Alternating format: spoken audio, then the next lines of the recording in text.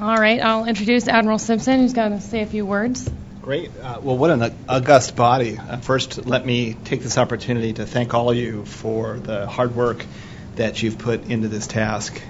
This really is, one, significant.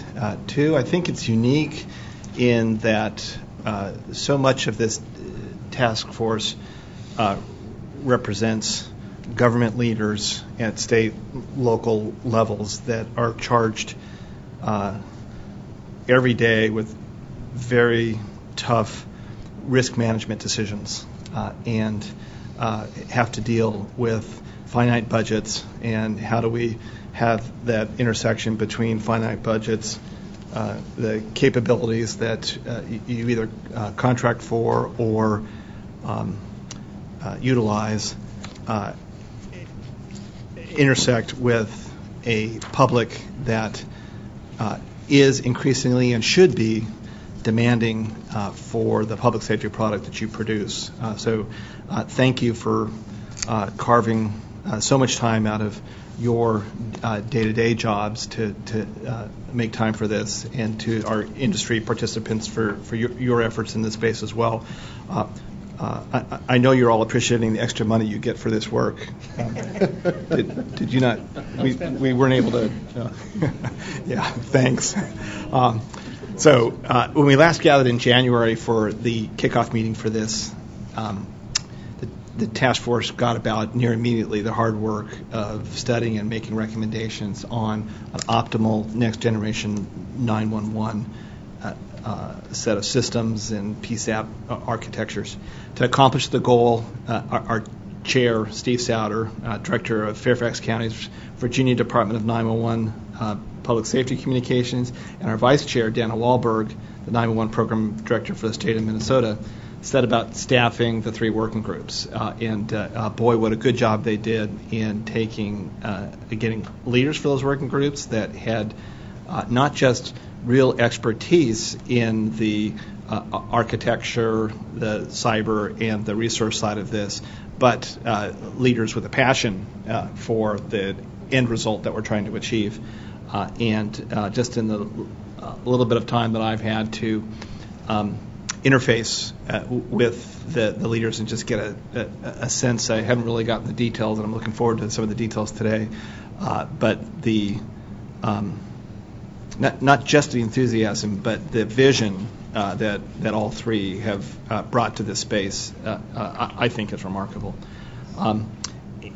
The working groups were supplemented with additional participants who bring expertise to the table from key sectors, including 911 system service providers, communication service providers, technology vendors, and the federal, state, tribal, and local government organizations.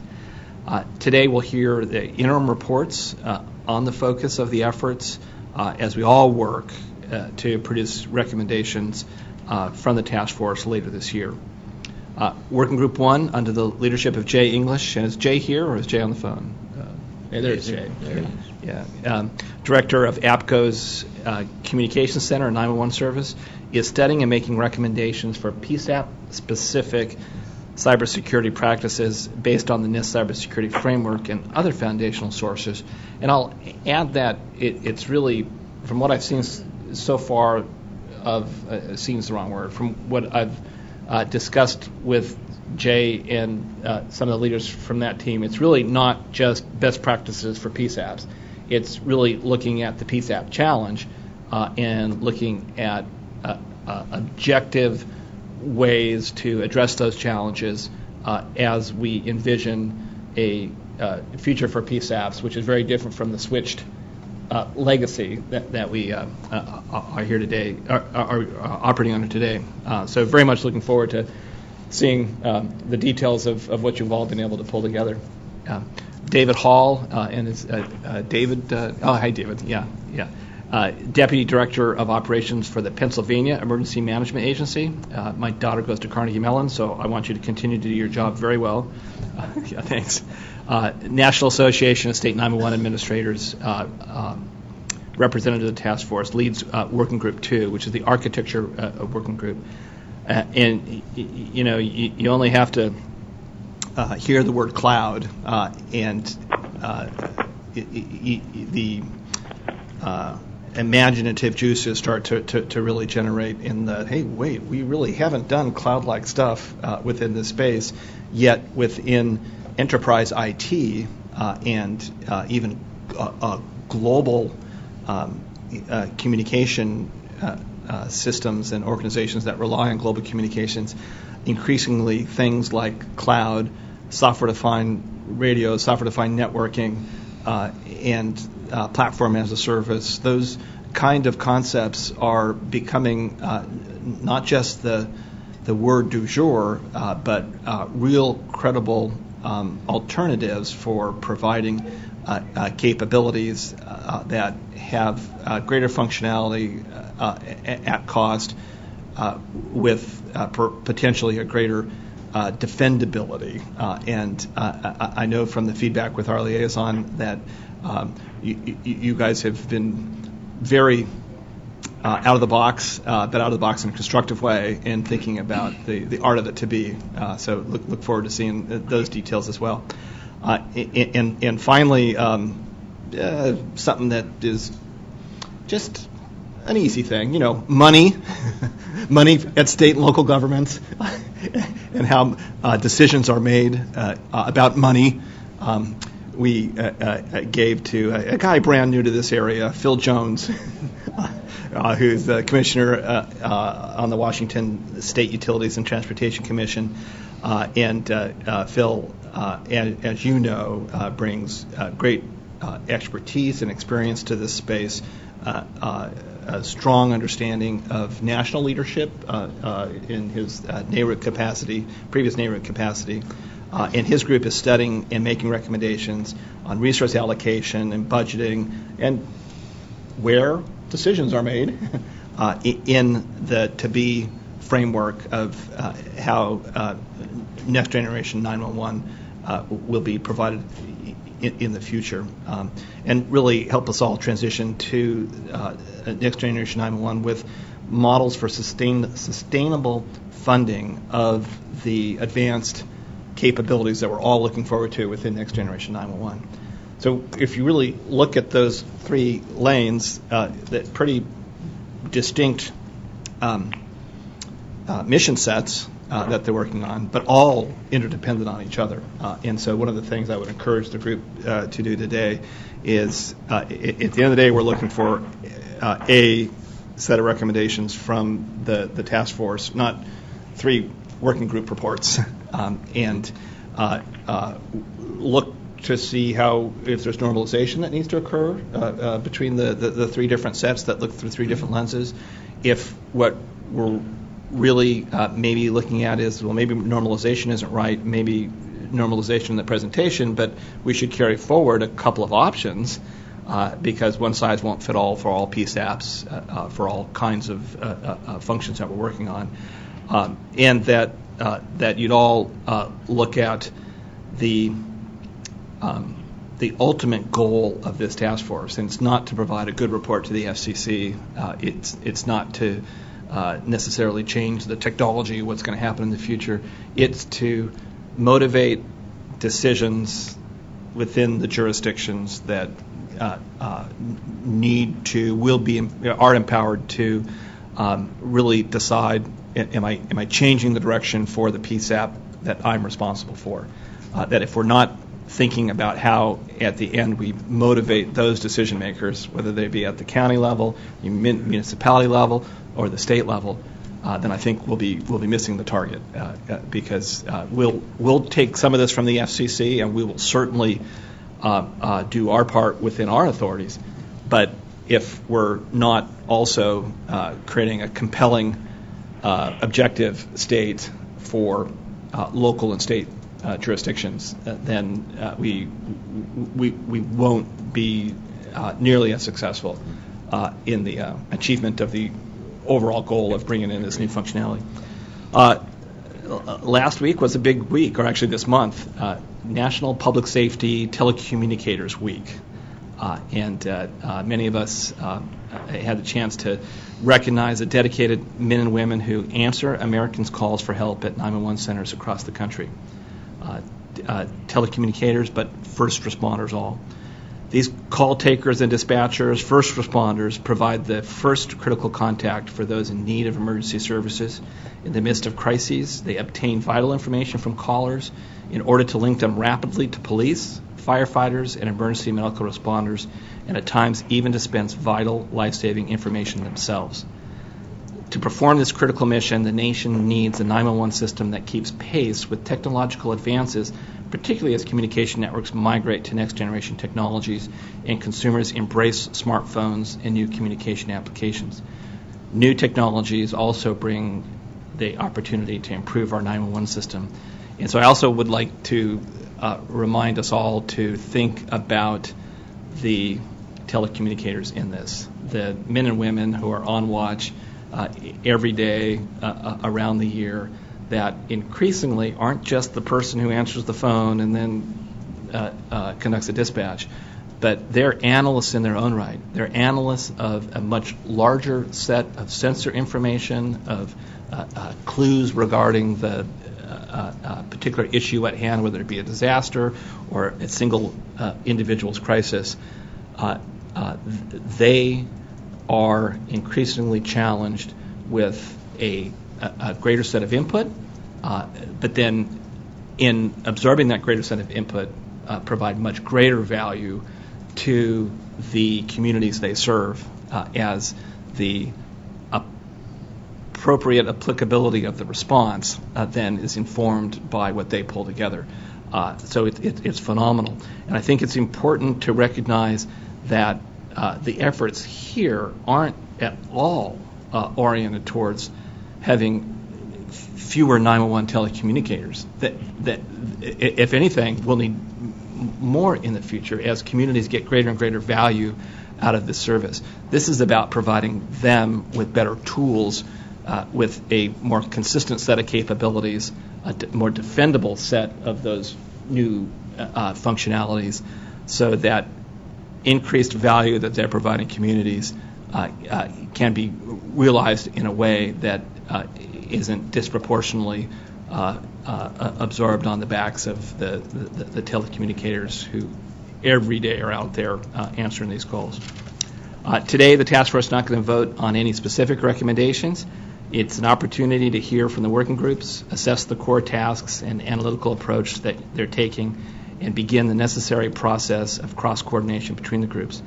And let me close with thanking you again for your commitment, for the leadership of the group that you have here, keeping us all on track and headed for a productive outcome.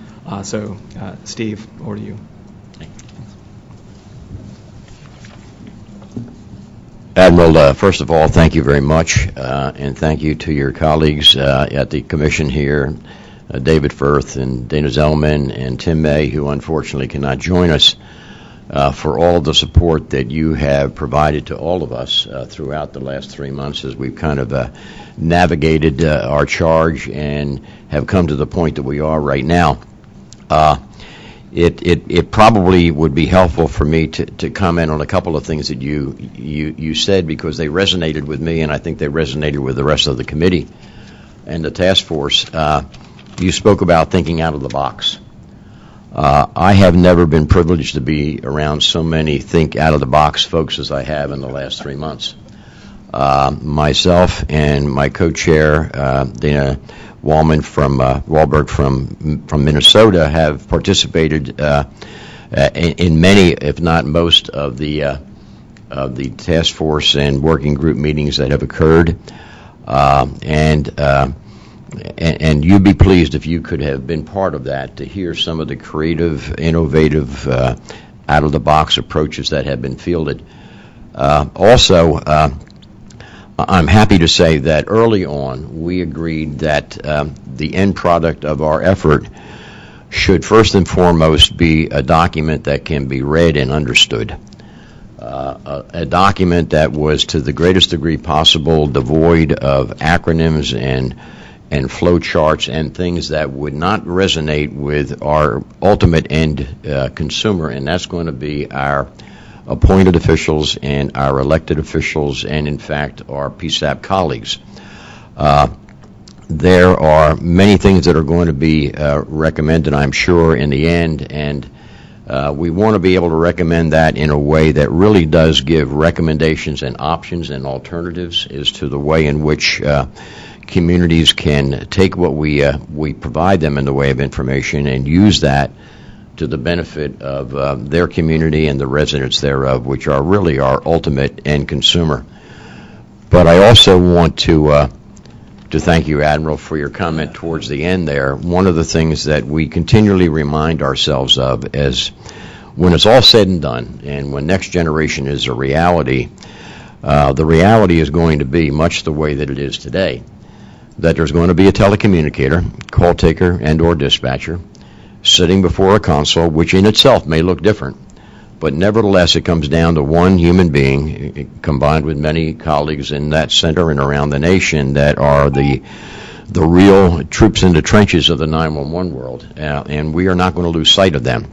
How that all come together, I'm not quite sure yet, but it will come together. And the other thing I want to mention is that I think most of us around this table and on the conference bridge, if asked individually what's a PSAP, you think about a building with some walls and some rooms within it and some consoles and ultimately people sitting before those consoles. I think what we have at least come to realize now that from our charge and our work, the definition of PSAP is going to be a little bit broader. It will be the building for sure where it all ends up, but to carry out the responsibility that the Commission has placed on us, I think we've come to appreciate that there are many, many moving parts, and to incorporate all of those moving parts, some of them may not be within the building. They may be out in gosh knows where, including the cloud. So we have a very broad approach to the way that we're looking at that without at all losing sight of our ultimate charge. Having said that, I want to welcome again everybody at the table. Thank you for coming far and wide to join us today. I don't know who is on the conference bridge, but we'll do a roll call in a moment. But many of us know each other from the past. Many of us have come to know each other during the last 3 months. But I would like to suggest that beginning with whoever the first committee member is, and I guess it's Phil, if Phil would start off and just a brief introduction of yourself, and we'll go around the table, and then we'll go back to the conference bridge. Phil? Thank you. Thank you, Steve. Is this on? Yeah. There we go. I am Phil Jones. I am the leader of Working Group 3 on collections. As Admiral Simpson said, the money is critical for everything we do. So it's been my pleasure to work with the working group. I'm a commissioner on the Washington State Commission for about 10 years and the former president of NARUC. Good afternoon, Steve. Dusty Rhodes, Office of Emergency Communications in the Department of Homeland Security. 30-plus years in public safety, last 6 years in the Department of Homeland Security. Jay English with APCO. You're going to have to listen to me talk for long enough. So, Robert Brown. I'm representing the National Public Safety Telecommunications Council. I'm also the IT manager for the State of New Hampshire 911 system. Joe Heaps, National Institute of Justice, U.S. Department of Justice. Lori Flaherty, National 911 Program at the Department of Transportation. Mario Durango, Vice President, Advanced System Architectures for Motorola Solutions. Sean Petty, representing ICERT. Dave Hall, the Chair, Working Group 2, and representing NASNA. Mary Boyd, Entrado. Jim Gerke, I'm the Director of the Texas 911 Alliance. The Alliance is an association of 25 emergency communication districts in Texas. Roger Hickson, Technical Director at NENA. Been in 911 service stuff since 1986. Been in the Technical Director job for 14 years now. And it won't be a whole lot longer, but we'll talk about that later. Oh, you go. Hi, I'm Tony Montani, representing Verizon. I'm the Director of E911 Engineering and Operations for Verizon. Mark Fletcher, Chief Architect, Public Safety Solutions at Avaya. Jeff Whittick, I'm the Chief Strategic Officer at Airbus DS Communications. Good afternoon. I'm Brad Blanken with the Competitive Carriers Association. I'm Chuck Spalding. I'm with Palm Beach County, Florida. I'm the Next Gen 911 Director. So back in 2011, we were the first county, I think, in the country to deploy a Next Gen, and we're still in process of deploying it, and I still have my job, so I'm very happy. That's encouraging. Next Gen is this Gen. Mayor Dodney Gibbon, Beam Smoke. Good afternoon. I'm April Heinze. I'm the director of Eaton County's 911 Center in Michigan, but I am representing the Michigan Communications Directors Association. Good afternoon. Chris Littlewood for the Center for Public Safety Innovation at St. Petersburg College. Really here also representing people with disabilities and people with access and functional needs.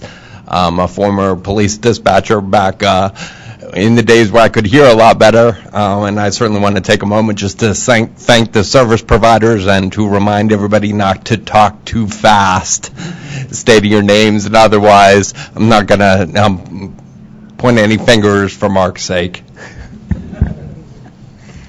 Good afternoon. Gina Green with Sprint, 911 Design Engineering. Bernard Aboba with Microsoft Skype. Bill Haas with T-Mobile. Thank you, folks. And for those that are on the bridge, somebody lead off, please. This is Michael Kennedy with the Program Manager Information Sharing Environment, the Deputy Program Manager for Technology. My name is Teresa Basanti Aguilar from the Navajo Nation in Window Rock, Arizona. This is Paul Yellow from the Office of Emergency Communication, Department of Homeland Security. This is Bryce Hall from the Office of Emergency Communications from Homeland Security. Yeah, hi, this is Dean Bordens with AT&T Global Network Planning. Larry Hatch, Assistant Director, Washington County 911 in Beaverton, Oregon. Chuck Vick, Network Engineering and Operations with Verizon.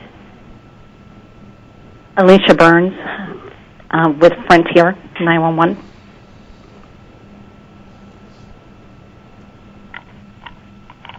Jerry Jaskolski, DHS, Office of Emergency Communications.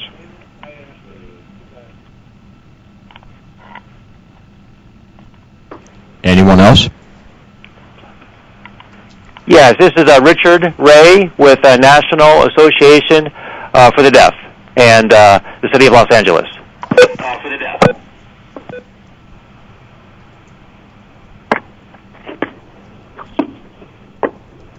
Anyone else before we move forward?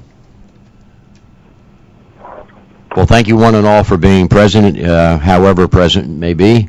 I would only ask, too, that as we comment, if there should be any questions, that for the record that we identify ourselves by name, just so that there can be a clear connection between who is doing the commenting. And with that, I'm going to turn it over to my friend Jay English, our friend, and the working group that he has stepped up to lead. I have set in and probably have been least commenting on the issues that Jay will commenting on, because they are highly technical, and we should be collectively very fortunate that Jay stepped up and is leading that group. Jay? Thank you, Steve, and thank you, Admiral, and to the folks at the Bureau staff, again, for the support and for making this possible. Steve used the word friend. That's as 20 years as a cop, that's not a word I'm used to hearing a lot, so thank you, Steve. One of the first things I'd like to do is, it does work, put up a slide of the working group members for Work Group 1. As Steve said, it is a relatively technical group. And the folks on this slide, and Mario, I apologize, there's a blank there. It doesn't say Motorola Solutions. I'm sure it was in white font. That must be what happened. These folks come from a diverse background. We have public safety practitioners, we have industry specialists, we have government folks from the federal and state level. And without the input from all of these people, we wouldn't be able to present anything to you today, because this is a complex issue and it requires a lot of thinking outside of the box. In fact, I would go so far as to say I think we may have redefined the box at this point, but we'll see. What I'd like to talk about, well, hopefully you guys can hear me. What I'd like to talk about today, hopefully relatively briefly, is just an overview of where we're at, the general approach that the group plans to take, the scope that we see for Working Group 1, what our methodology is going to be, and then I'd like to discuss one use case, and I'll talk a little bit more in detail as to what the use case is. For those of you with the federal government, yes, we believe it's sterile, it has been scrubbed, and it should not give any information out that's not available via open source. We have a draft document in progress right now, and the draft document is very basic. It's at a very high level, and it really just talks about objectives and methodology at this point. The reason being there's a lot of work to be done and some fairly deep dives that we're going to have to take to get down to how we inject cyber into the right places at the right times in the overall approach to emergency communications infrastructure overall. This is just a starting point. We don't have the document for you. We won't make you go through that. What we are going to do is extract some high levels from the document and share it with the group today. As the Admiral stated, we think it's extremely important that we leverage existing work. NIST has done a great deal of work, and not just in the technical side, but also in the personnel side. And we got a very good presentation from Erica Olson on the human factor. And anybody in here who has run a PSAP, worked in a PSAP, been a responder, understands the human factor is that's where the boots meet the ground. And that is where we win or lose this battle. So we're going to leverage that work along with foundational work from other organizations like DHS. Glad to hear that all of OEC is here, Dusty. And industry folks who have been doing this for longer than we have and have some of the same challenges that we have to put a little bit of a different slant on. And then folks like NINA and APCO who have been doing work in this space. And in fact, NINA has a security document that was developed in conjunction with their I3 architecture that we're going to rely heavily on in this work. And then we are going to dedicate an entire section to workforce training and delving into how we define positions in a PSAP, positions in 911 authorities, positions in the overall infrastructure and ecosystem for emergency communications, and how do we make those classifications match up with some of the work that's already been done. And if there isn't a classification, how do we help create one so that we can ensure that the functions that occur every day in this cycle from the public dialing 911 to the responders resolving the incident, how do we make sure that that's covered in this work? And I'm cheating because I can't see the screen, so it's on my iPad. I apologize. PSAPs and public safety networks are making a transition, and that transition is dramatic. And we all understand that the TDM-based work that we have been relying on for many years is changing. And TDM was secure in a lot of ways, and we got spoiled. And we were used to closed-loop networks. You can't get into a CAMA trunk because the carriers won't let you. Unfortunately, that is not the way of tomorrow. We need more out of our communications infrastructure, and to get it, we have to progress into the IP world. But of course, in doing that, there is inherent risk. And a lot of the folks in our working group understand that risk, and that's why we're relying on some of the commercial providers to help us understand how we can craft a specific public safety strategy. The NIST cybersecurity framework is the core of what we're going to work from, and CISRIC just came out with some recommendations in the CISRIC 4 cyber working group. As I mentioned, the NINA NG-SEC document, all of these things exist. We need to adapt them, we need to update them, but we don't need to reinvent the wheel. That's about as far as we go, thinking inside the box. Beyond that point, I think you're going to find that we've taken some different approaches, and probably simply out of necessity, because it's not easy to define a PSAP, and in fact, one of our favorite sayings is if you've seen one PSAP, you've seen one PSAP.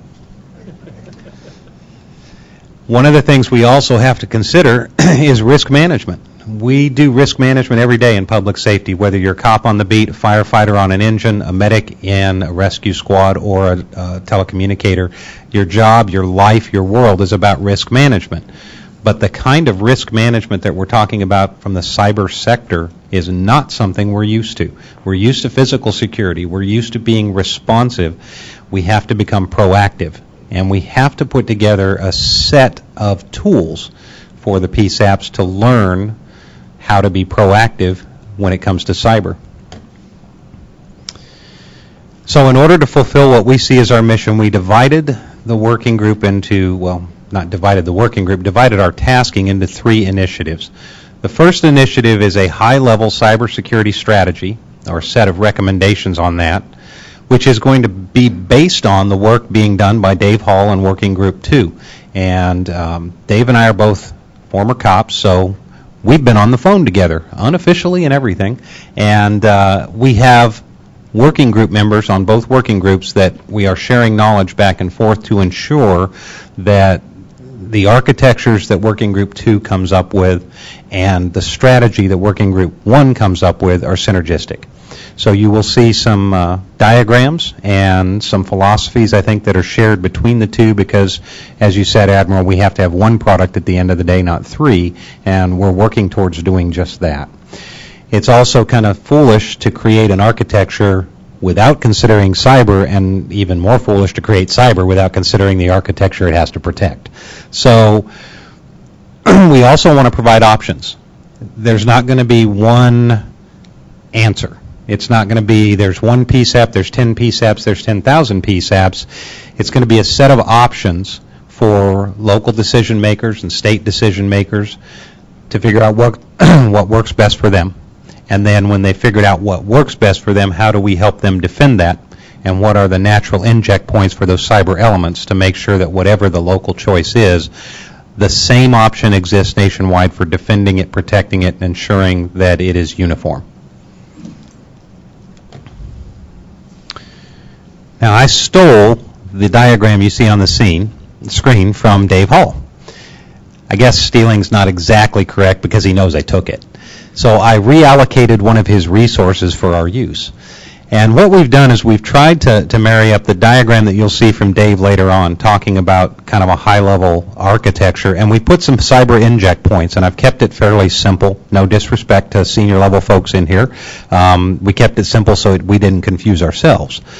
What we've done is we've taken their diagram and we've put some very basic symbols. You'll see cyber prevent, cyber detect, cyber mitigate, and forensics. And what we've done is we've taken a look at some of the logical inject points where cyber might fit. So you want to detect any potential threat at some early points, in this case between your originating service providers and your access networks.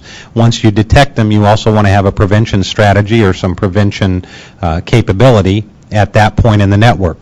We all know that there are other ways for cyber threats to get in other than between those two elements. So once you enter the ESI net IP transport portion of it, if something gets passed or injected into that part of the network, we are suggesting that there may be some detection and prevention elements necessary between the ESI net and the NG core services, whatever those are defined as.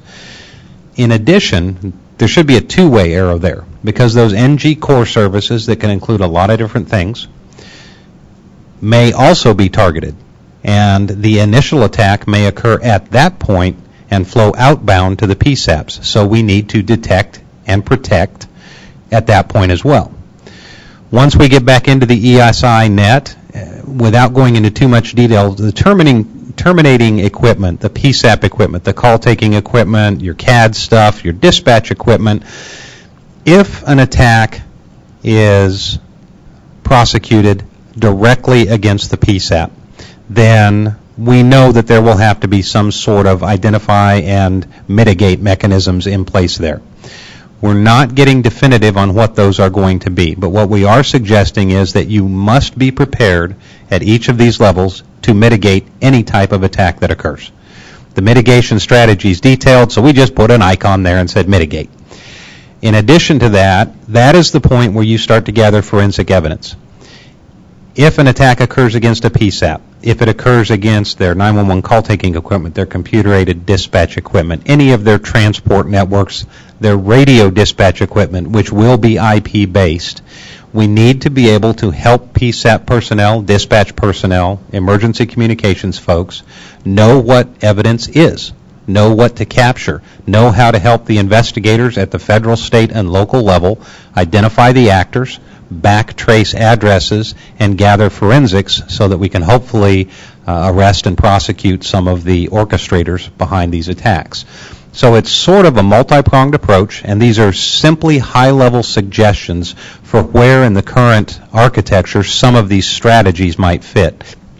When we do have a final report, obviously those strategies will be defined, and equipment and training and steps will be better defined. But for now, we just wanted to show that the philosophy is we intend to blend the cyber approach with the architecture approach to ensure that there's some uniform ways of looking at this from the PSAP perspective. Yes, sir. A question about that, and I understand your methodology from an infrastructure perspective, but cyber defense also includes operations, and you talked about the workforce piece of that.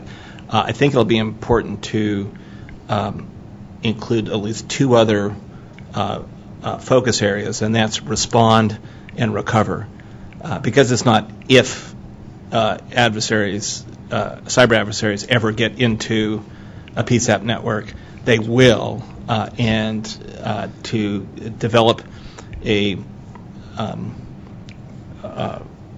preparatory either set of best practices or a structural approach around first the respond piece and then the recover, I think is very important. Is it done organically, or is the response a mutual aid agreement with another PSAP, so that if my PSAP is under a debilitating cyber attack, I know that there's a PSAP that is cryptographically isolated, physically isolated in their systems from mine, so I've got a high degree of assurance that they'll be able to pick up the load. That would be an example of what I'd fit into the cyber response category.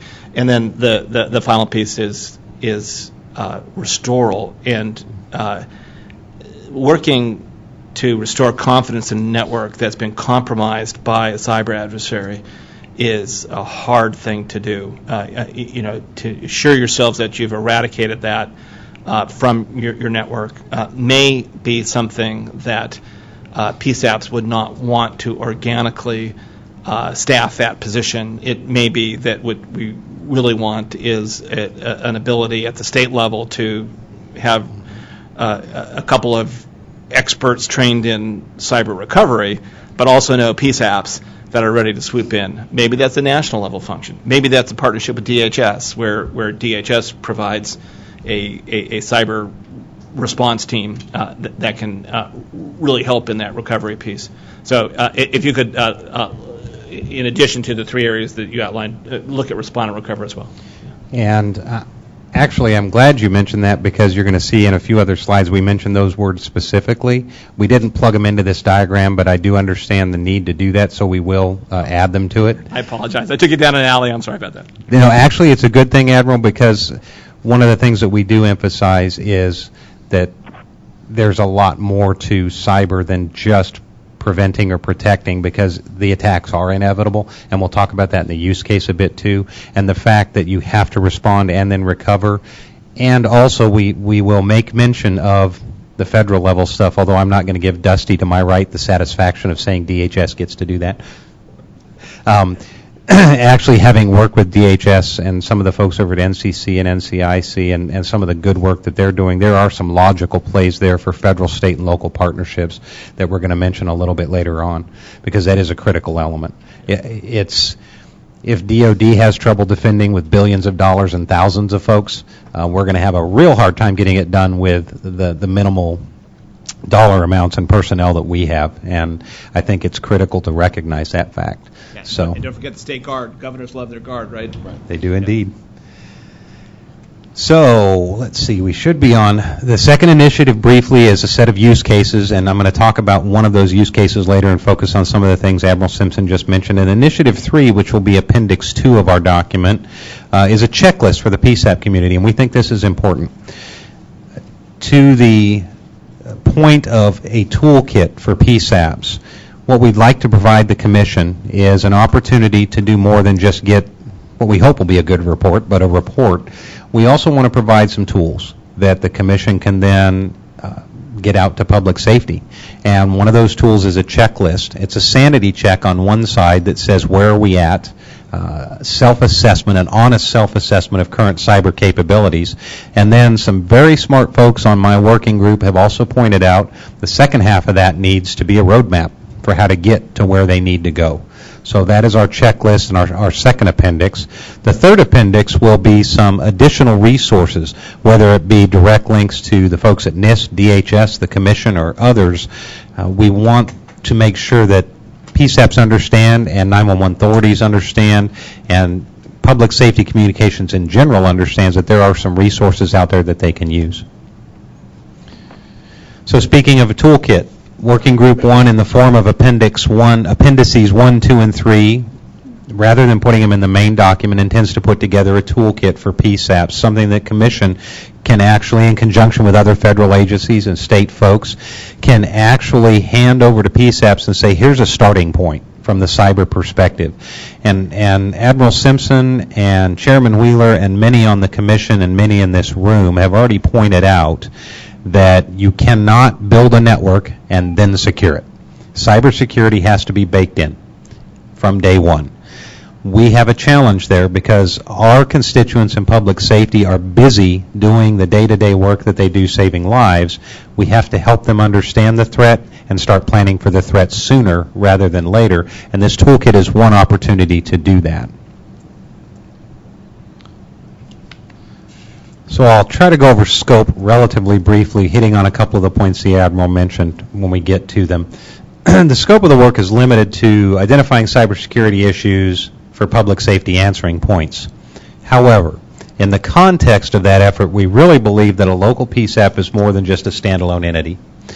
Anybody who's worked in public safety understands that PSAPs talk to each other, responders respond with each other. I don't care what color the badge or uniform is when they show up on the scene to help me, I'm glad they're there. So PSAPs are just as interconnected as responders, and in fact are probably one of the most critical elements in our national infrastructure when it comes to any emergency response, because if you have no communications, you have no response, and we've seen that many times. So we are looking at this more as a system of integrated networks rather than standalone PSAPs. And that critical infrastructure comes together to deliver life-saving capabilities across multiple disciplines, multiple agencies, and without regard for political or geographic boundaries. Given that next-generation communications and systems as a whole are so diverse, it's really also impossible to delve into what we're doing on the cybersecurity front without looking at existing capabilities. This is where our commercial partners become so important. I'm fortunate that on my working group, I have folks from major players in communications, 911, IT, networking, security, and all of those folks bring a very important perspective to the table. They have been doing cybersecurity in the private sector for a long time. And there is no need for us to try to find a new way to do what these folks have been doing for years. But what we do have to do is find a way to adapt it to public safety specific applications. Whether it's a 911 customer premise equipment provider, a system and service provider, the radio providers, the dispatch providers, the CAD providers, the list goes on and on. All of these folks are elements in the overall emergency communications picture, and we intend to include all of that when we address the cyber perspective because, Admiral, as you said, it's not a matter of if, it's a matter of when. It's also not a matter of how, it's a matter of how many times they take advantage of any one of these potential entry points. One of the beautiful things about IP is it allows you to communicate across the country without regard for transport type. You can do it over fiber, you can do it over the air, and one of the bad things about it is that you can also inject an attack into any one of those points. So we have to consider all of this kind of in a holistic approach. The recommendations we intend to make will be based on these interdependencies. Again, trying to look at this as an entire enterprise rather than as standalone PSAPs, because we cannot defend 6,000 individual PSAPs. What we can do is we can come up with a way to enable those 6,000 plus PSAPs to interconnect with an infrastructure we can defend. And in conjunction with what Working Group 2 is doing, we have to pick the logical points where the feds, the state, and the local folks all come together to decide what is a core service, what is a distributed service, what points of those services do we physically defend, and then just as importantly, how do we train and defend every single person working in that enterprise to understand how important their role is in cybersecurity and cyber protection.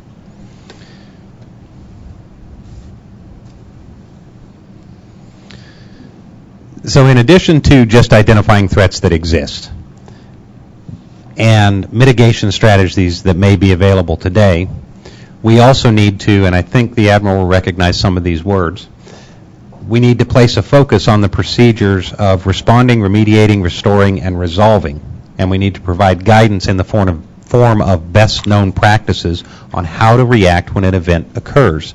And I honestly did not talk to Admiral Simpson ahead of time to get him to prime this, but as he said, it's not a matter of if, it's a matter of when. We have to respond. In the public safety world, we're good at responding, but we're not good at responding to this because we don't understand this. It's new. Once you teach the public safety folks how to react and respond, they will get good at it. But we've got to start teaching them now, and it is critical to rely on those 4 R's as we move forward. In addition, we need to find ways to recognize that the attack occurs and to notify. In the communications world, one of the things we're worst at is communicating with each other. We're really good at communicating to the folks in the field, and we're really good at our focused tactical battles. We are not always as good at the strategic approach of communicating federal, state, and local when an attack occurs. And we used an example in the last meeting. We had 2 PSAPs in south central Florida, actually southwest Florida, that were hit by a TDOS attack within 4 hours of each other. And they did not know that for 4 days. And that's not good because those 2 PSAPs share response areas. And had both of them been hit simultaneously, it could have been catastrophic. So we need to find ways to identify early on some of the indicators of an attack, share that information, train our workforce to understand the early indicators, start taking the mitigation actions sooner rather than later, and immediately share the data. And that does not mean pick up the phone and call the next shift supervisor. That means let all of your other neighboring PSAPs, your fusion centers, federal resources, let them know that an attack is either imminent or underway, and start reacting to it sooner rather than later. That kind of information sharing will be critical. And we know that there are tools out there that we can put into networks, some of which are federal, that can allow us to see into certain segments of the network that will give us early warning and early indicators. And it's critical that we take advantage of the capability while we have the opportunity to do so. So we'll be introducing some of that concept as well. Sir.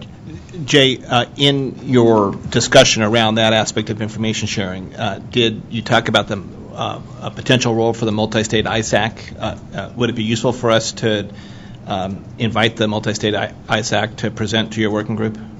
I certainly wouldn't turn that down because, yes, the MS ISAC is one of the areas that we talked about. DHS NCC, NCC IC was another area. The FCC has some resources that we would like to explore there as well.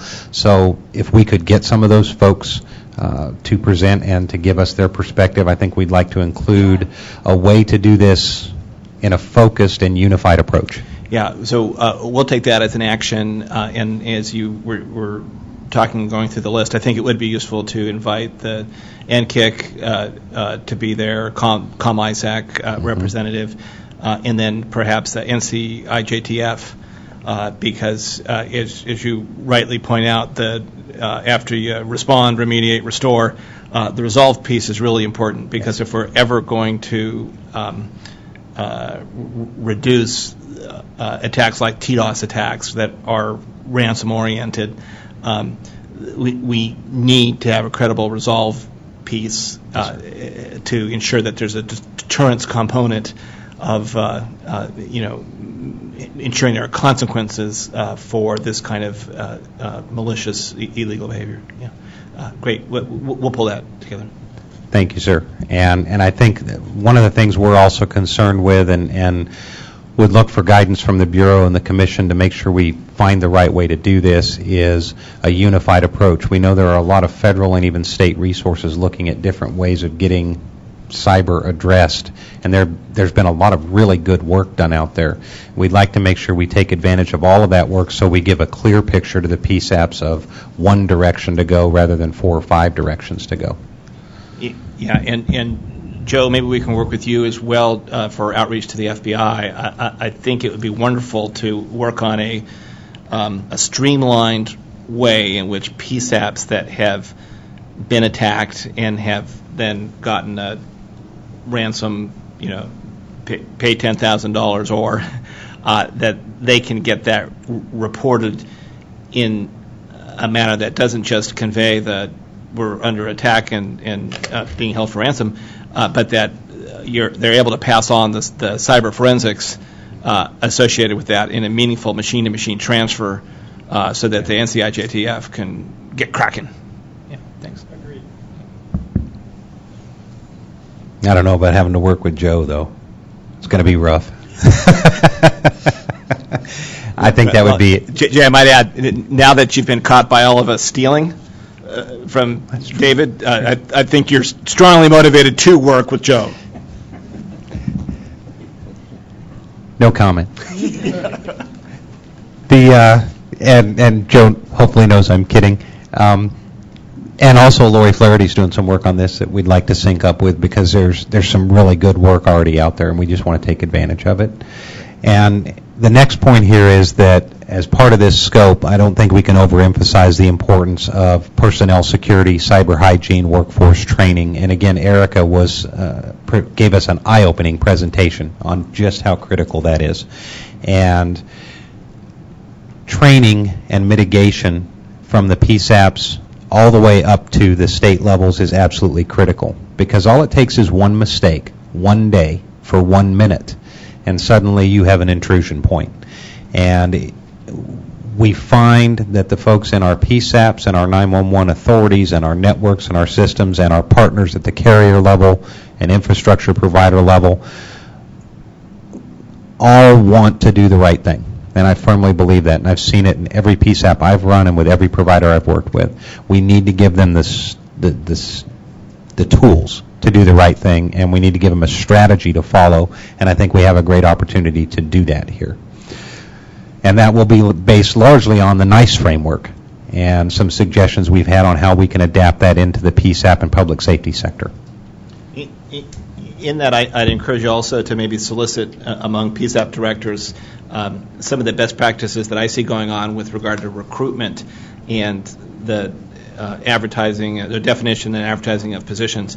I would just point out one of Steve's local area colleagues, the Washington, D.C. OUC. Has done some really innovative thinking here with regard to changing the entrance criteria, what they're looking for, the test that they give to applicants to work in the PSAP, to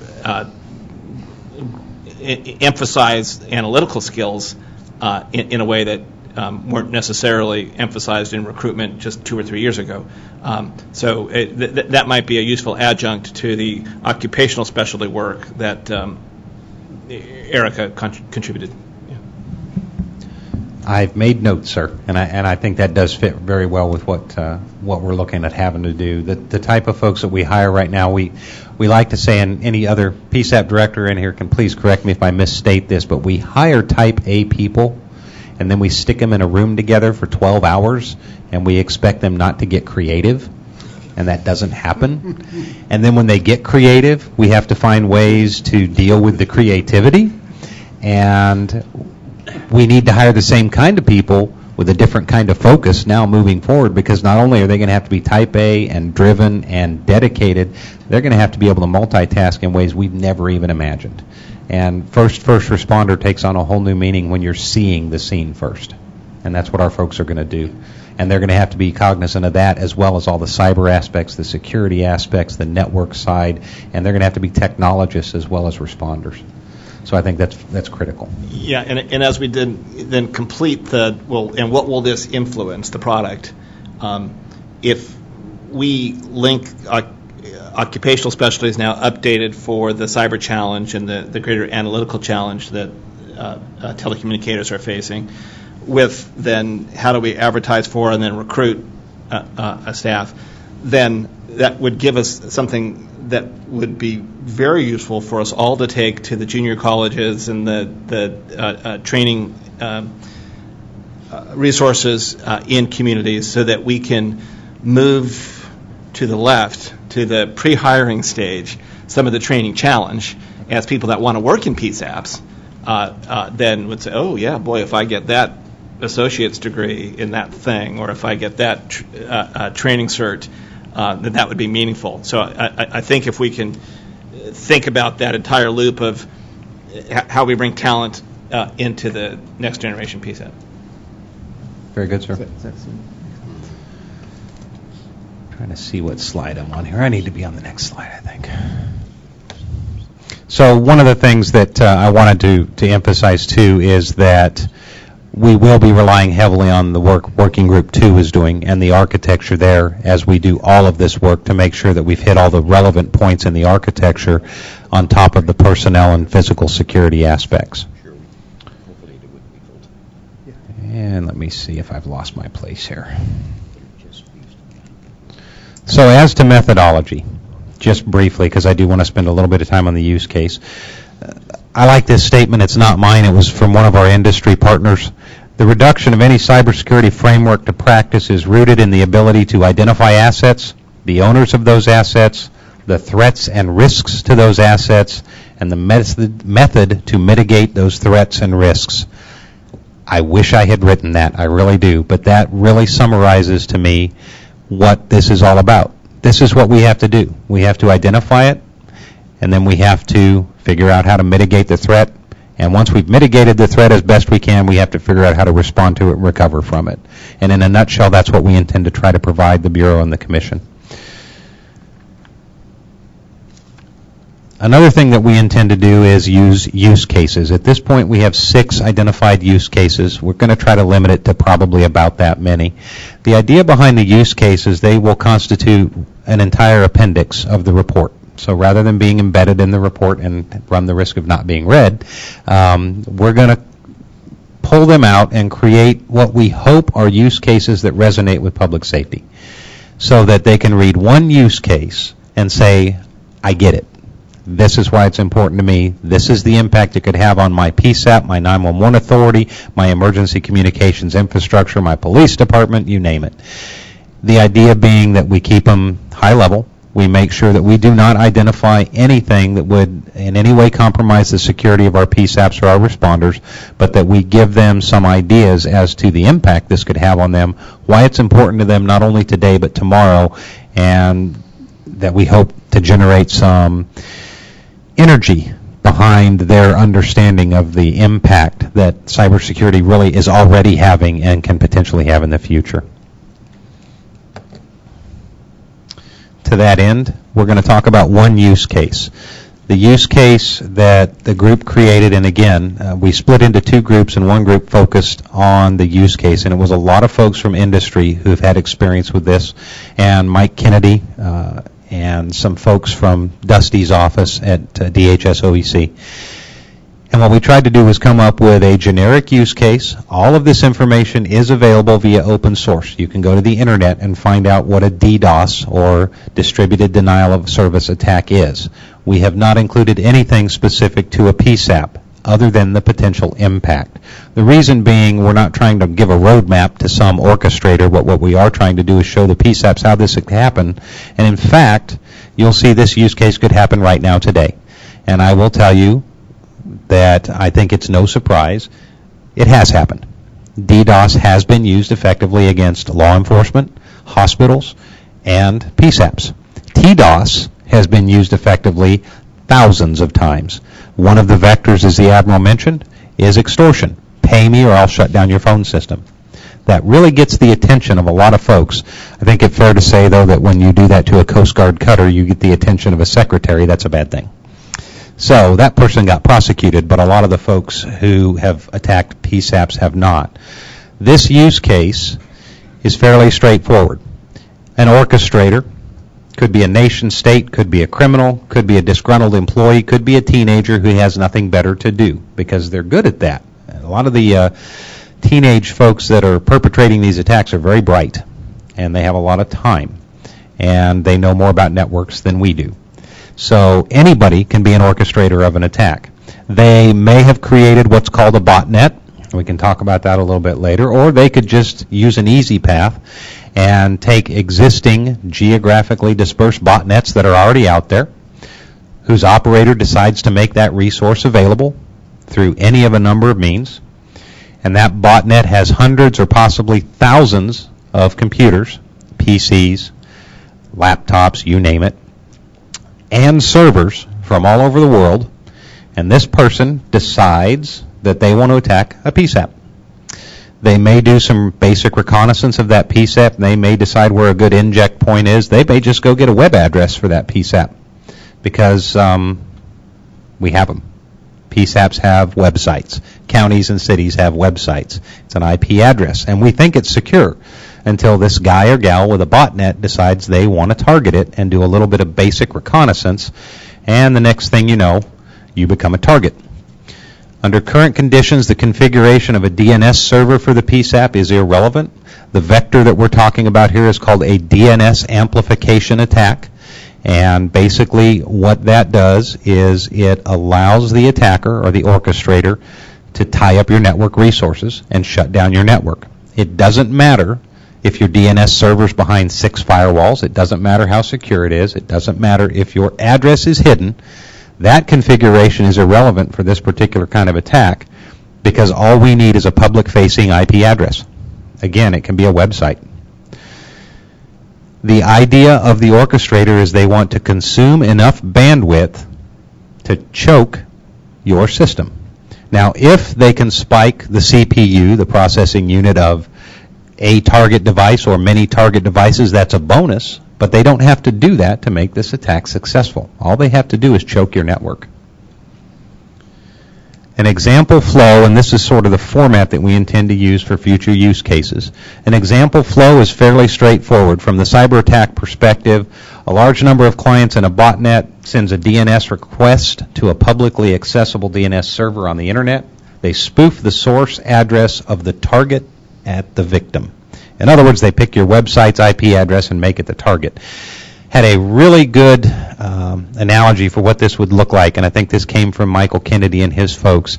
Imagine, if you will, you're sitting at home on Saturday and, well, let's say Sunday, and you're watching football.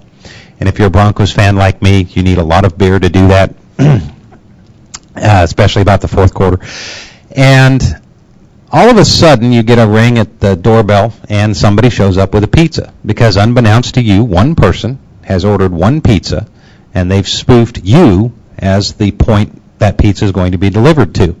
And you think, well, that's kind of nice, until the next 499 pizza delivery drivers show up at your door in the next 60 seconds, because 499 other people have also spoofed your address and sent a pizza to your house at exactly the same time.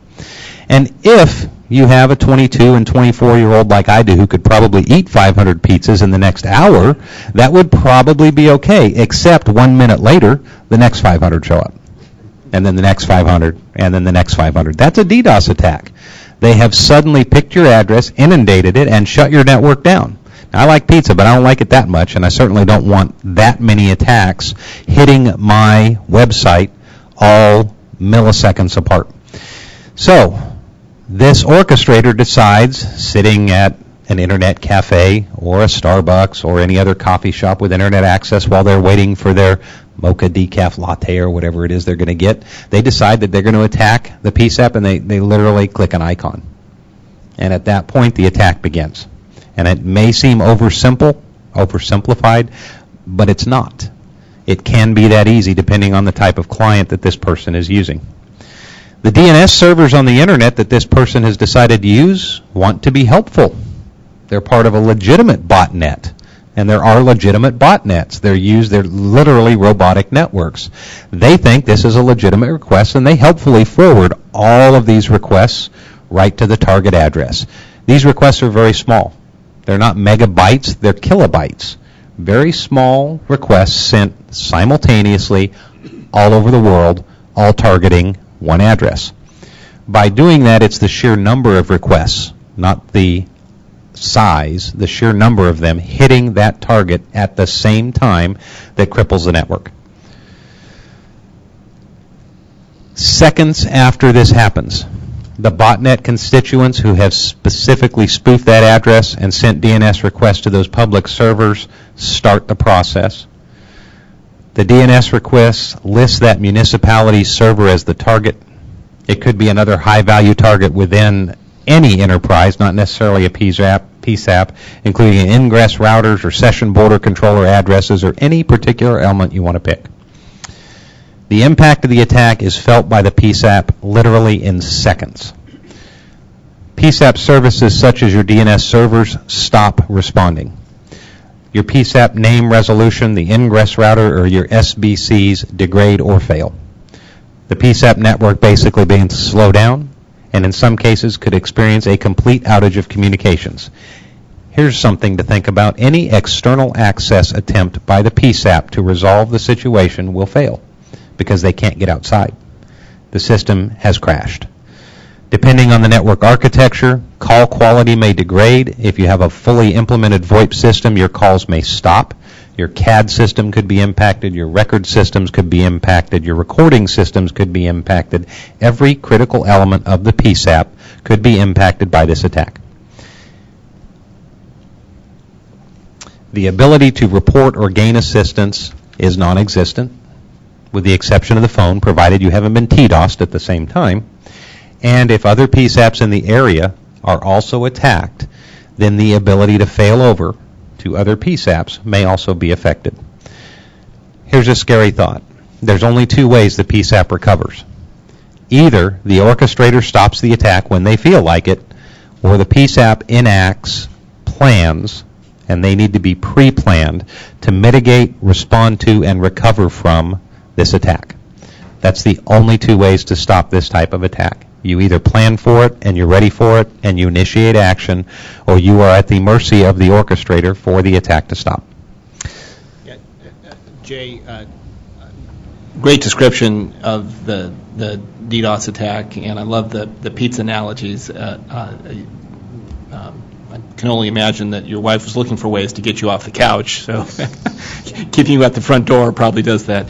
But in the banking industry, DDoS has been utilized as part of a larger attack sequence to try to use the transaction window each day to have cyber criminals then gain advantage in transactions that occur between large banks and small banks.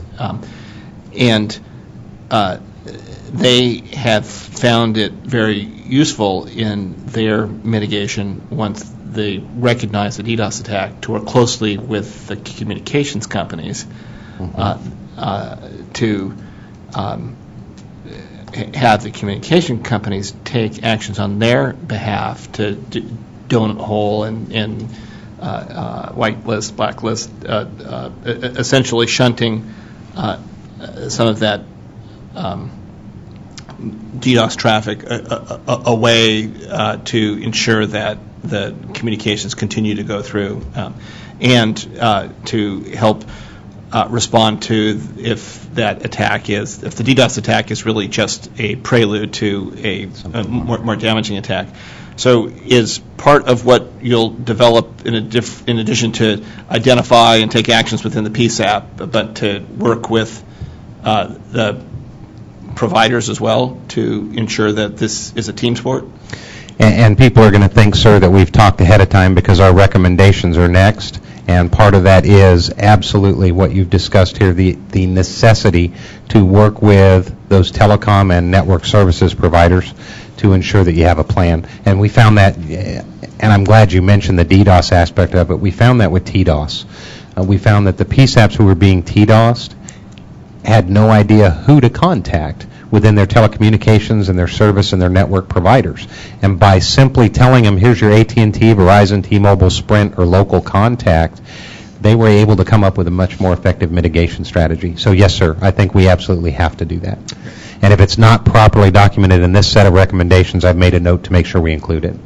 Because this has to be a holistic approach, and it has to be an entire enterprise approach. And again, the PSAPs,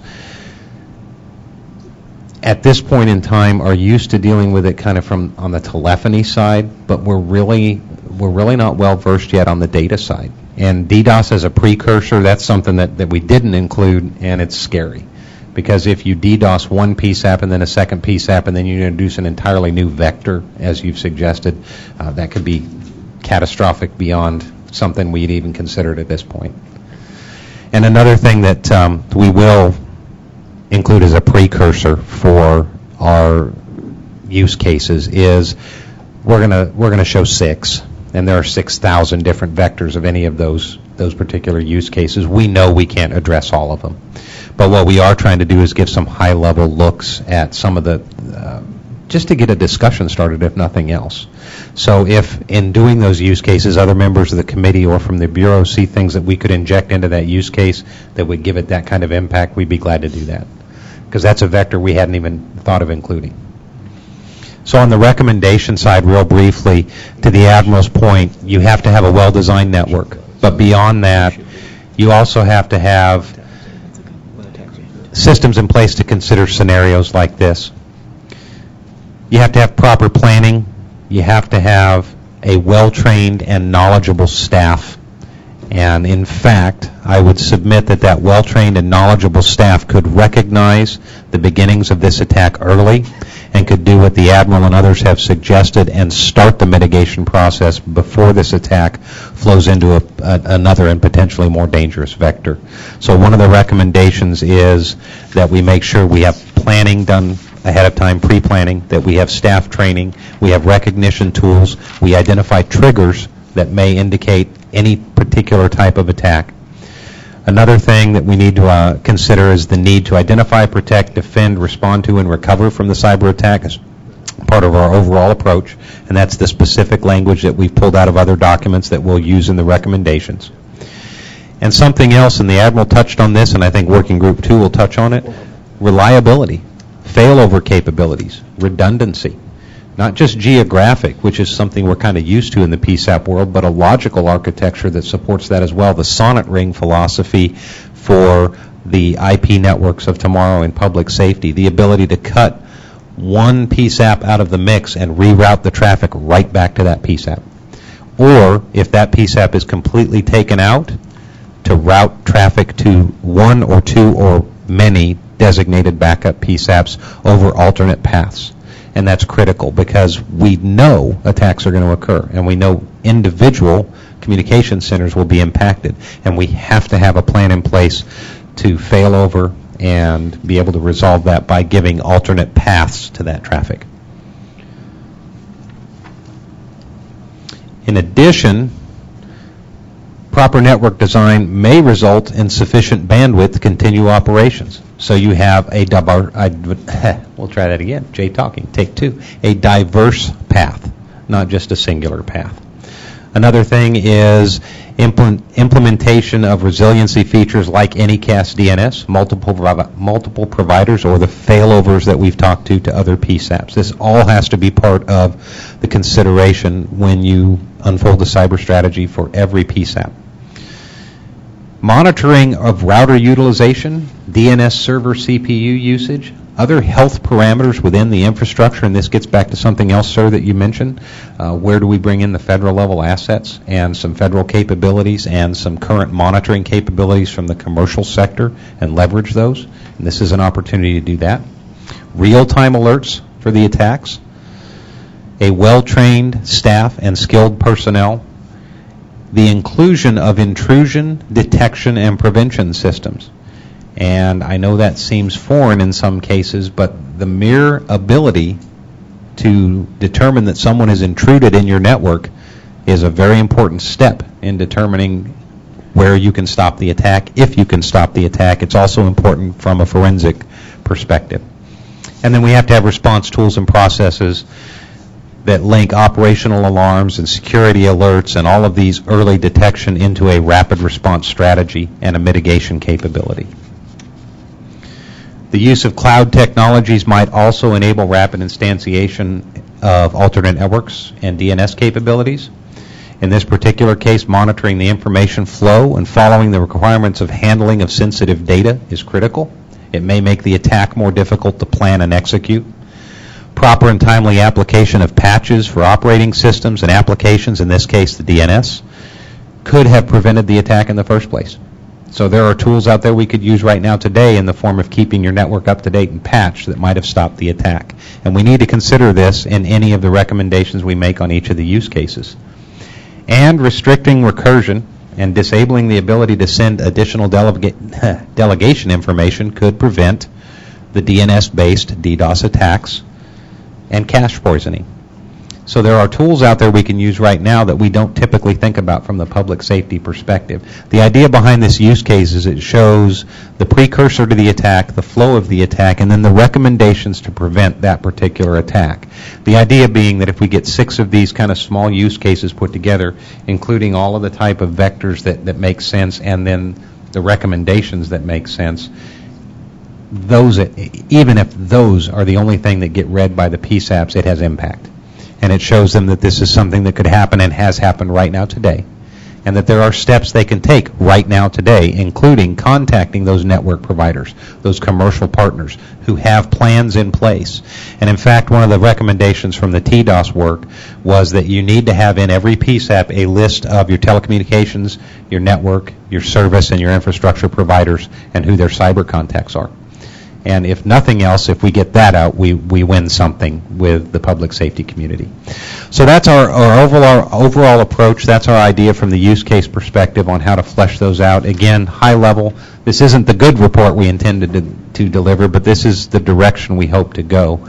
And incorporating the suggestions that we've heard here and continue to get from the folks on the working group, we hope we're headed the right direction, and we'd certainly look for any additional input or direction that you would have on making sure we stay on track. And one more time, I would just like to thank all of the members, not only of the committee, but of the working group, who have dedicated hours every week to doing this on top of their day jobs. Without their input and their expertise, we would have nothing to put in front of you. So thank you to all those folks on that first slide, and thank you to you at the Bureau and the Commission for the opportunity to be here. Jay, I have one more comment to make, question really, on what you outlined in the needed cyber focus within a PSAP. I can conceive of what that might look like in a PSAP the size of Fairfax County or Los Angeles or New York City, or Greater Harris County in Dallas Council of Governments. But as I think about a township PSAP in Connecticut that has one person on watch, it is not credible to me that one person that they're going to have on watch at any given time is also going to be that cyber guy or gal. Mm-hmm. In Connecticut, their Way Forward Next Generation 911 has those township PSAPs drawing services from 6 mega PSAPs that are connected in a ring. I presume that the use cases you'll be able to run them through the larger PSAPs, but you'll also run them through the concept of small PSAPs to help tease out how a small PSAP might defend against those attacks, drawing from services either from a larger state or council of government construct and or from outsourcing some of those capabilities. Am I visualizing that right? Yes, sir. Actually, the idea behind the use case was just so the potential impact to a PSAP, but you're absolutely correct that we do not envision, with the estimate right now is that 80% of the PSAPs in the country have 5 positions or less. And that being the case, those small PSAPs will not have the money or resources to enable a complex cyber defense infrastructure. But what they will have the ability to do is train their personnel to recognize some of this stuff and to help mitigate it, and to use those partners, whether they be core services from providers or other PSAPs or centralized PSAPs that distribute services out. Whatever form the architecture takes, we will adapt the cyber approach to each one of those different types of architecture. So it's absolutely critical that this applies just as much to a 1 or 2 position PSAP as it does to a 100 position PSAP. Yes, sir. Lori, please. Just a question, whether or not the group has talked about contract language, because one of the things that occurs to me is that unless it's written in the contract language that the PSAP has with said, provider, things may not happen, and very often this is a whole new world for the PSAP manager. So they often don't know what they don't know. They don't know what should be in the contract language. They don't know. They don't know what to include in terms of what should be in that language to make sure that they are covered in terms of cybersecurity. So I don't know whether the group has discussed that or not. We haven't really gone too deep into that. Fortunately, we only have one attorney on there, and she's from the FCC. So, no, we haven't delved into contract language too deeply, but that's a good point, because one of the things we are relying on is the partners from the provider side helping us to figure out the right things to do at the PSAP level. So I've made a note to include that discussion, Lori. Philip Jones. Jay, just a comment and then a question on the cost of this. And you and I haven't been able to spend the time that you and David have spent on the phone yet on how much all this is going to cost. But a comment on the recommendation on the failover capability, including elements of physical and logical diversity, redundancy, and resiliency. This is a key issue in the electricity sector and the natural gas sectors as well. After Hurricane Sandy and some of the other natural disasters, we realized with some other critical infrastructure industries that we did not have sufficient failover capability and redundancy and resiliency. So many of the utilities and the state commissions are kind of dealing with this now. And guess what? It costs money. So there are a lot of issues of engineering, coordinating with the other silos, coordinating with the states, the feds, the counties permitting. So this is just something that you and I should probably talk a little bit about, because there's a process issue of how you, and Lori's point is good on contracts too. Ultimately, these have to be put into contracts, but through an RFP process or something. But I do think we need to talk about that a little bit more. The other thing is on use of cloud technologies may enable rapid instantiation of alternative networks and DNS capabilities. That's interesting. And I don't know, are you going to try to flesh that out a little bit more, both with some of the vendors and some of the experts on your working group? And again, will you have some idea of either cost savings or cost impacts here? So one of the best things about cloud technologies is, as an engineer, I just get to draw a cloud on the whiteboard and say, there's the cloud, and then I don't have to define it. Yes, we need to flesh some of that out. And to your point, too, one of the reasons we use that wording was because we think there's an opportunity to take advantage of economies of scale. And when we say core networks and distributed networks and ESI nets, we're talking about a big picture approach. We can't expect every PSAP, every comm center, every dispatch center in the country to have equal capabilities or equal funding. But we can provide them with options. And those options have to take advantage of those economies of scale. And quite frankly, one of the opportunities we see here from the cyber perspective is the ability to centralize certain services that we can defend at a central location in a cost-effective way, and then distribute out to whatever the local decision makers decide the right architecture is. So I think you're absolutely right, and would welcome a conversation, because I think we have to take advantage of that. We know money is tight, but we have to get these capabilities out to the public safety practitioners.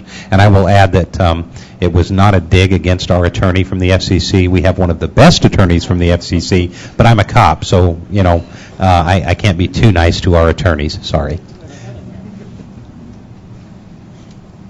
Thank you, Jay. Other questions or comments? Many of them. Way to go. Roger. This is Mike Kennedy from PMISC. With regards to the failover capability and backup, I think you had written in there or had in there, it might be recommended to maintain landline capability as a backup also, as a last resort backup. But indeed, the cost for proper failover capability could be cost prohibitive up front, but we need to identify that so that it's one of those issues that we're aware of and willing to accept if it is cost prohibitive, or willing to migrate towards. In other words, we don't have to have a 100% solution on day one, but we could have a migration path forward to that result. Thank you for that comment. Could you identify yourself again? I don't think we got who you were speaking. This is Michael Kennedy with the PMISC. No. Michael, thank you very much. Back to Roger. Jay, you referenced this in several ways without actually saying it, as far as I'm concerned. As you probably know, the NG911 core services process was designed with a number of things built into it, and we're adding more as we go forward to recognize and mitigate problems like this. And that assumes that the threat comes from the originating side of the house or through connections for additional data acquisition and things of that nature. But in terms of the work group, do you intend to speak to the needs and responsibilities in the core services piece directly, or only as a set of requirements that, quote, PSAPs, unquote, would define for their NG911 service providers? No, I think the intent is to address it as you suggested from both the core perspective and the PSAP perspective, and in the spirit with which the diagram that we use from Working Group 2 was drawn. There's more to emergency communications than just the PSAP or just the core network. So I think we have to address it from both perspectives, and I think we also have to look at not only potential threats from the OSP side, but as we all know, apps are pervasive in the public safety landscape, and an over-the-top app which has no connection to a carrier or a provider that could still get into a network is also something that the group is considering, app security in general. So intrusion points are many, and they could occur into or out of the core services, into or out of the OSP side, at any point along the transport network, or quite frankly, from some other elements that are outside the control of anybody at this table, like that app environment. So the intent is to look at more than just one aspect, and I think Roger brings up a valid point. There's been some good work done on the core side, and the NGSEC document from NINA, which identifies some of the mitigating and defensive steps, is one of our foundational documents as well. Jay, yes, Jim. And kind of in that context, are you planning to delve at all into credentialing and access management and that kind of thing? Gosh, I hope not, but we know we're going to have to. So credentialing and access management is a critical part of the authentication and protection part of it, yes. Yeah, I should point out that the program manager for ICE, and I'm sorry, I don't remember what ICE stands for, but Shemendra Paul's organization has the task of coordinating ICAM, identity, credentialing, access management, across the federal government. We're currently engaged with Shemendra and PMIs with OEC from DHS, ourselves, the chiefs of police, chiefs of fire, other public safety entities to create a roadmap, if you will, around ICAM for public safety communications.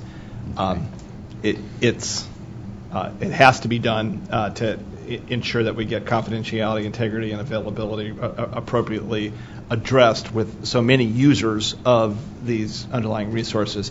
I think that's probably beyond the scope of what we've asked Jay's group to do, but referring to that larger effort within your product, I think would be important so that we don't suggest that there's a gap that should generate a new from scratch effort, but it should leverage what's already going on with the PMI's effort.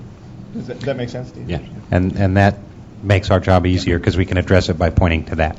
So, but the idea is, again, we know there's a lot of federal work being done, and we'd like to make sure that we take advantage of it and point to it rather than redo it. So thanks for the info, sir. Somebody on the bridge will get to you in just a moment. Mark Fletcher, first of all, thank you for standing your tent as an identifier. Thanks very much. Mark Fletcher with Avaya. Great presentation, Jay. Have you given any thought to SLA with carriers? I mean, from an attack perspective, it's probably going to happen at a high level. And although a particular PSAP may be targeted, it's very likely that its neighboring backup will be targeted. And local remediation will help, but you've still got the attack at a higher level. So I'm wondering if you've identified roles, responsibilities that need to happen at the carrier levels that provide these networks to be part of the remediation team. I hear you talk about the remediation response at the PSAP, but have you looked at the bigger picture overall? I think it's fair to say that we are considering the bigger picture as the most important part. And so when I say PSAP remediation, the reason that we focused the use case on the PSAP was because that was our target audience for the use case. The idea being to refer them back up to their service provider partners, whether it be the carriers or their CPE providers or any other kind of network infrastructure providers. But actually, Mark, you bring up a good point, and it is something that is in the draft document already to talk about not necessarily the service level agreements, although that and the contract language is something we need to introduce to the document, but the idea that this is going to occur on multiple levels, and that's why in the document that we put together, we also included just some inject points, whether it be from the service provider into the network, within the network, into the core systems, because you're correct that the carriers, the service providers, the network providers have a critical role in this, and that really is where we have the best opportunity to centralize our detection and prevention strategy. The PSAPs, it's probably going to be more of a mitigation and response, but at the upper level of the network, that's where we can detect and hopefully avoid the attack. So I guess the question is it part of your task to produce a document for the carriers as well? I would defer to the Commission. Okay. Not trying to give you more work. If they tell us it is, we will. Yeah, well, I'd like to ask our carrier representatives in the room and on the task force if this is something that you all can contribute to. You know, both long haul providers and ISPs what. The contributions that are made regularly for other customer sectors in this space, helping us determine standard language to include in SLAs between PSAPs, communities, and providers would be really helpful. And/or are there aspects that aren't necessarily SLA driven, but just should be a clear expression of what's an included part of the service today, that if they just knew how to provide the right information, the right inject to the carriers for that, that the carriers would be providing that kind of a service today. You know, if they asked a carrier to blacklist a set of IP addresses, is that something today that the carriers are ready to do, but might not need to be enumerated in an SLA? Yeah, Mark, is that kind of what you had in mind?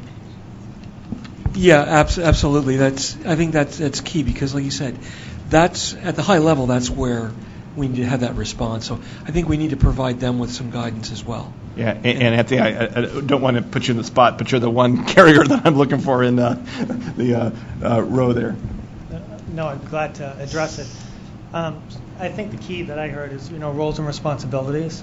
In whether it's a cyber attack or whether it's any kind of a failure and recovery effort, the biggest issue that I see from a Verizon standpoint is who was the quarterback, who's leading the effort. So certainly the carriers can contribute to addressing the language and how we might help mitigate. And the carrier and Verizon ourselves, we definitely can take a more proactive role depending on what the PSAP comfort level is, whether we're providing some kind of a security oversight and monitoring, or if they want to do something along those lines themselves. It really comes down to what the PSAP desires. But to answer your direct question, yes, the carriers can certainly contribute to this. And me personally, I think that roles and responsibilities are probably one of the biggest needs to address as to how to react. Yeah, that's very helpful. And a thing that we'll need to I think, potentially contribute. We tell the carriers that they can't block IP addresses. It's part of the little thing called net neutrality and open internet. But in this case, would we need to predefine a set of instances by which, on behalf of the PSAP, the carriers can block addresses, and then we provide some degree of immunization from the anti-blocking if, in fact, it's done at the request of a PSAP, that if it turns out they were wrong in their attribution, that we're not negatively impacting the carriers. So it goes back to your race identification, but we should also, in that, look at barriers and are there things that we can do from a regulatory standpoint to remove barriers to get a more effective support from the carriers at the request of a properly trained and capable PSAP security provider. Thank you. Back to the those that are on the bridge. I know we had a question or two out there. Thank you for your patience.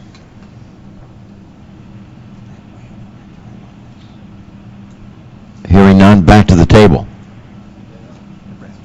Brad, yes. I just wanted to support Jay and the challenge that the group's trying to undertake, because I think we're losing a little focus on what the problem or what we're trying to get done, and the all these suggestions are great. What the use case is meant to do is just this: provoke the conversation, because, like Jay said, there's 6,000 different use cases you could come up with, and every one of these examples is going to drive many different ways. And when we talk about carriers, you have 15 different ways that carriers are utilized in these things. So if you talk about the end user access through the operator, the PSAP access through the operator. Could be that we could use some guidance on what exactly you want, because this use case was specific to this one denial of service request, and that's going to drive some conversation. The concern that I look at is that, to listen to the conversation around the table, is that we might be overwhelming folks with information, and now we're going to go back and people are going to say, this is too much. Or we might look at it and say, small PSAPs, as Jay pointed out, 80% of these, the group says, it's not me, these other guys are going to handle it and I'll be okay, which is exactly the wrong answer, because as we know from previous examples, and I'll just give you an analogous, it's not 911 related, but if you take spam, for example, with text messaging. So text messaging spam, if you think about this problem, people are sending spam messages through email gateways or texting your cell phone.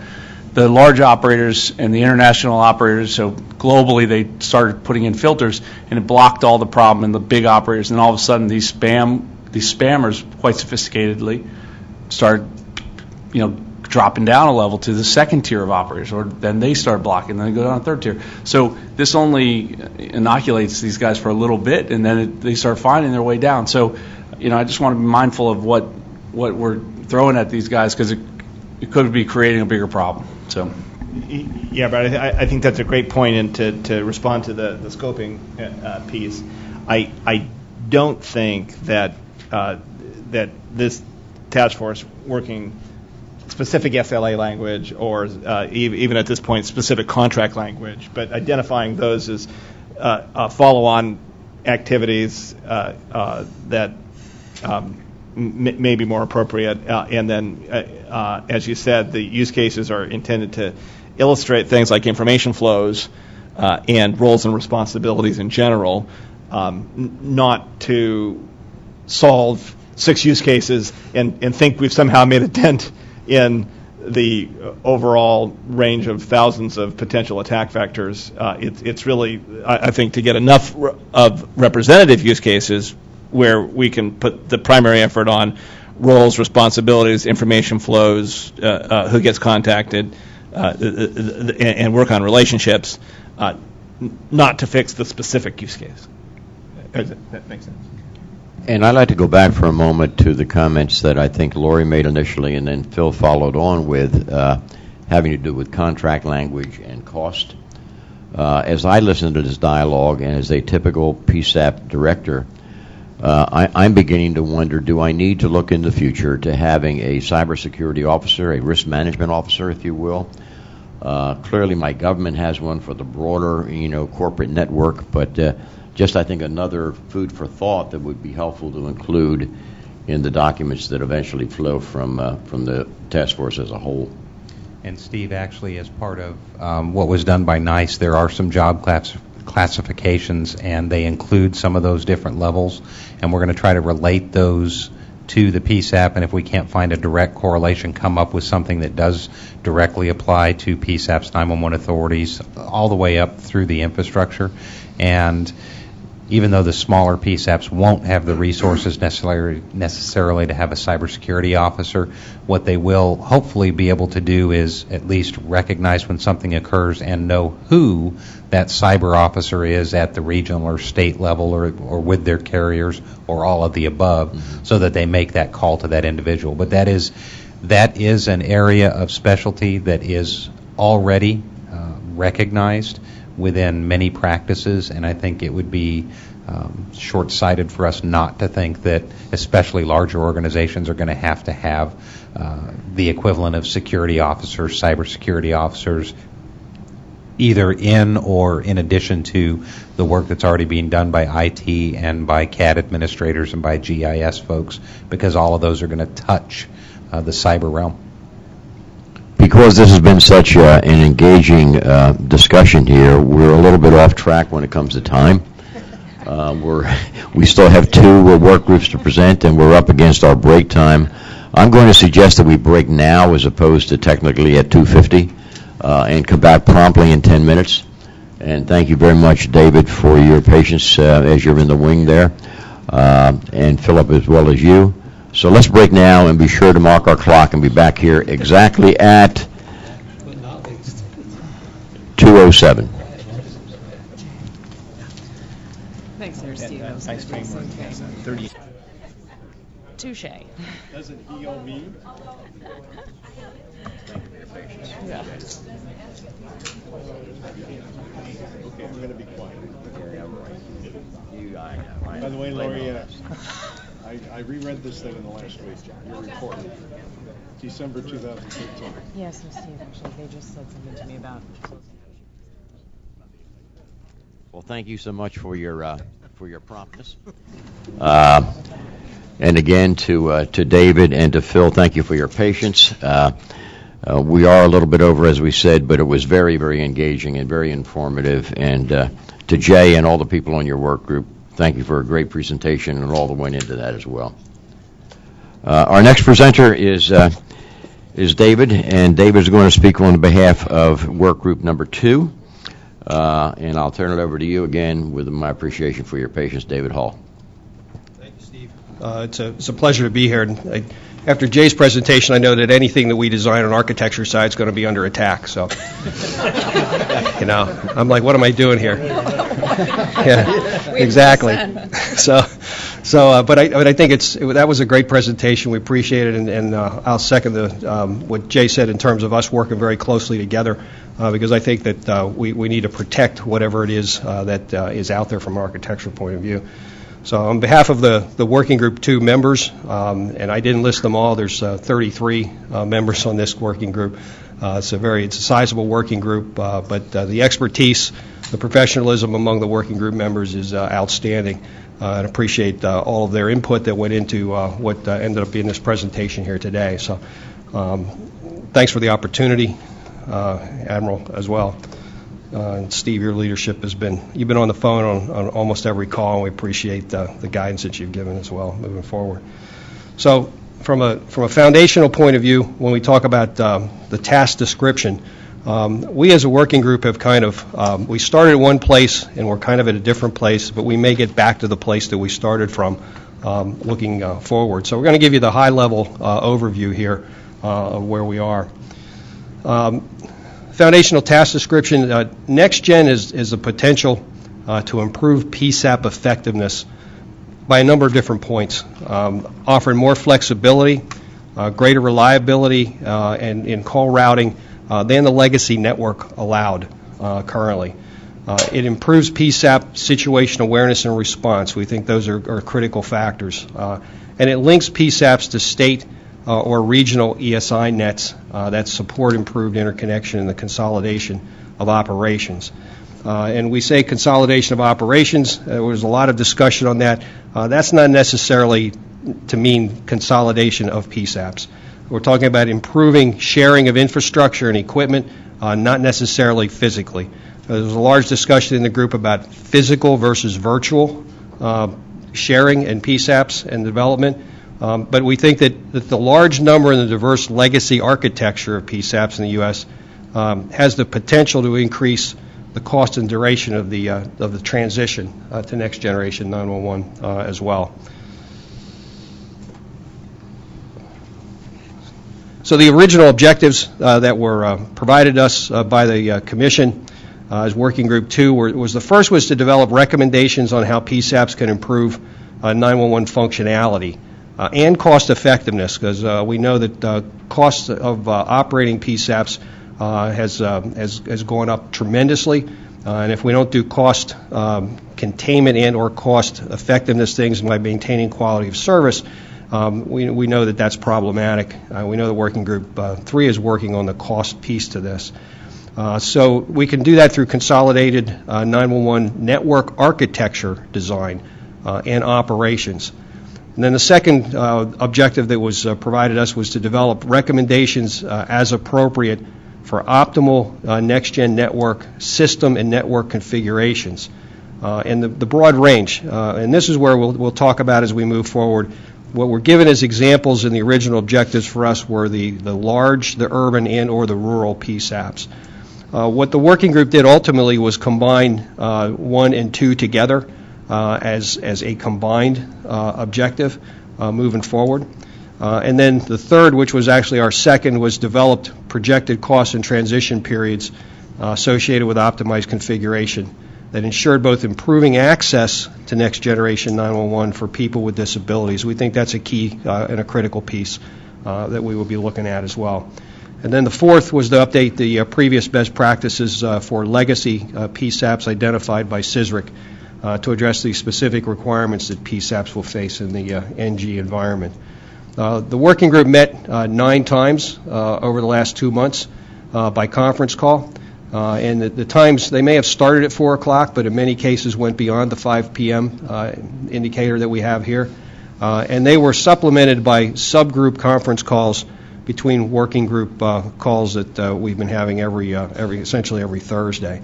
As I said earlier, there's 33 members of the group involving both carriers and service providers, 911 vendors, public safety representatives, consumers, and federal, state, tribal, and local government as well. We've averaged, amazingly enough, 20 to 23 members on each one of those calls. So I think the commitment of the group has been substantial moving forward. When we take a look at where we started, and I know that what was mentioned to us early, and I think it's been mentioned earlier, is there's at least 6,000 PSAPs nationwide. In fact, there's actually more than that, we believe. In the legacy environment, most of them function independently. Most are fundamentally separate in terms of their operations. They connect, but they don't connect in ways that Next Gen 911 will allow them to connect. Most PSAPs have their own equipment, so they operate essentially in equipment silos in terms of call taking, in terms of logging, in terms of their CAD products and other equipment entities that all are part of their back room. So one of the major considerations is how to move optimally to deploy next generation 911 for PSAPs beyond that current independent state. So one of the foundational discussions that we had was, given our charge is optimal architecture, was determining what exactly does that mean. So in this context, a PSAP, even though you could look at that as being something that sits within brick and mortar walls, it was really more of an emergency services environment that we arrived at through discussion. You have literal local PSAPs. You could have 911 authorities. You could have county, region, state emergency operations centers, a whole variety of things that fit into that emergency services environment. And we'll show you a slide later that kind of talks about that ecosystem. But the focus is on the delivery of 911 calls and then the processing. But it was not, our focus at least, was not on the emergency response and incident management. And there was a lot of discussion about where our demarc points were in terms of the system, because it is a public safety system. And I had a PSAP director at one point that told me, I own the first 2 minutes of every event. And I think that's largely true, because there's an input side to the system, there's a processing piece to the system, and then there's an output to the system that gets emergency responders moving in the direction of whatever that event is, however that was received. But the discussion of optimal, does that mean physical, optimal through physical architecture? Does it mean virtual? To what point is the cloud included in all of those considerations as well? So we looked at what is optimal in terms of definition. And there was a variety of elements that came out in that discussion, because we can take a look at, does it mean financial? Is it solely based upon what's the cost? But that cannot be it alone. Is it operational? How does everyone relate to each other from an operational perspective? But it cannot be that alone. From a technical perspective as well, what's the design elements associated with optimal? And then, you can't rule out the issue of politics, politically, governmentally. Who is the authority that essentially has the ability to define who has what responsibilities and what roles.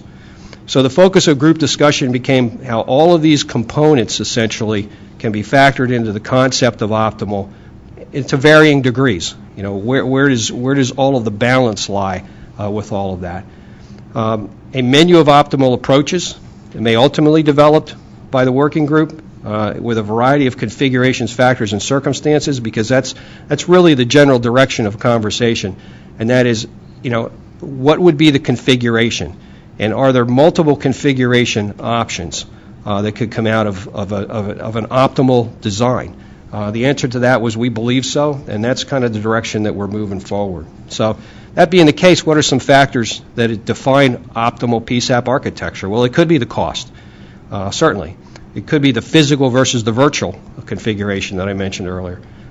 It could be the geographic interoperability, because there may be networks that work among PSAPs that are not connected in some ways to other networks. So there could be local, multi-county, state, and or multi-state configurations on the geographic side. There could be functional interoperability as well, shared data functions, whether they are local, whether they are regional, whether they're at the state level, or whether they cross state lines. And then operational effectiveness as well, in normal, in local abandon, or in disaster situations. How are calls transferred? I know we talked about some of that even with denial of service attacks. How is that configuration done operationally so that one PSAP who, because of weather, disaster situations, and or because of an attack, cyber attack, they can no longer operate, but yet they have emergencies happening within that jurisdiction. Someone has to manage and take charge of those emergencies. How does that transfer in an operational environment? And then data sharing becomes a critical piece, too, among PSAPs, among users. So when a caller calls 911, they're guaranteed they're going to get service and a response, regardless of whether it goes to where the original PSAP is or not. From resource sharing, GIS data, another critical factor, and we've seen that across the country in a number of high-profile cases where GIS data was not shared across county and or state lines, resulting in some tragedies. So mapping systems become a critical piece to that data sharing piece as well, and resource sharing. Architecture, is it local, traditional? Is it network? Is it hosted? Is there a data center that everyone works out of? We said the traditional back room will no longer be the traditional back room in a next-gen system. And we mentioned geography earlier, local, regional, large scale, and then administrative. What's the governance model associated with this as we move forward as well? So some of our discussion points as we got to our third week, as we tossed around the architecture and the optimal discussions, was, well, maybe what we need to do is take a look at use cases, the direction that Jay went with looking at cyber attacks. So we said, well, let's take the originals that were given to us in the objectives, and let's take a look at rural PSAPs, urban PSAPs, regional PSAPs, and then military, which was later expanded to federal PSAPs. And a number of questions came up when the use group discussions that included, and just to name a few, how to apply and determine accountability there, who owns the service delivery and the network operations, how do we know it's working in those configurations as well. So when we did that, one of the questions that arose is, well, what's driving Next-Gen 911? What are the new technologies and services that are pushing us beyond legacy? And we know that text, image, video, telematics, sensors, subscriber info, emergency location info, all of those things are things that are common understandings of what Next-Gen 911 is. But yet, what's behind that, and that might be the technical GUI that we see on the screen, but there's a lot of things happening behind that are really driving this that I think is less understood, and the things that we need to address as we move forward with the optimal architecture discussion. So we need to mainstream this whole notion of Next-Gen 911 technology. We need to improve survivability, and that goes back to the redundancy, the resilience, the virtual PSAPs, whatever that ends up being. We need to take a look at improving interoperability and information sharing. We need to get beyond the silos so that calls can be transferred more easily and data can be transferred more easily, and there can be multiple sharing that takes place. And whatever we do needs to be standards-based. So the next gen we've all known basically was conceptualized only in 2001. So it's a relatively young and relatively new concept moving forward. NENA began the requirements shortly after development in 2003, and then the technical development conversations and the work groups began in 2004. And one of the foundational architecture pieces for next gen became I3 architecture. And that continues to develop and includes accessibility technologies as a part of that as well. So the nature of Next-Gen 911 essentially was designed to support interoperability as a key concept.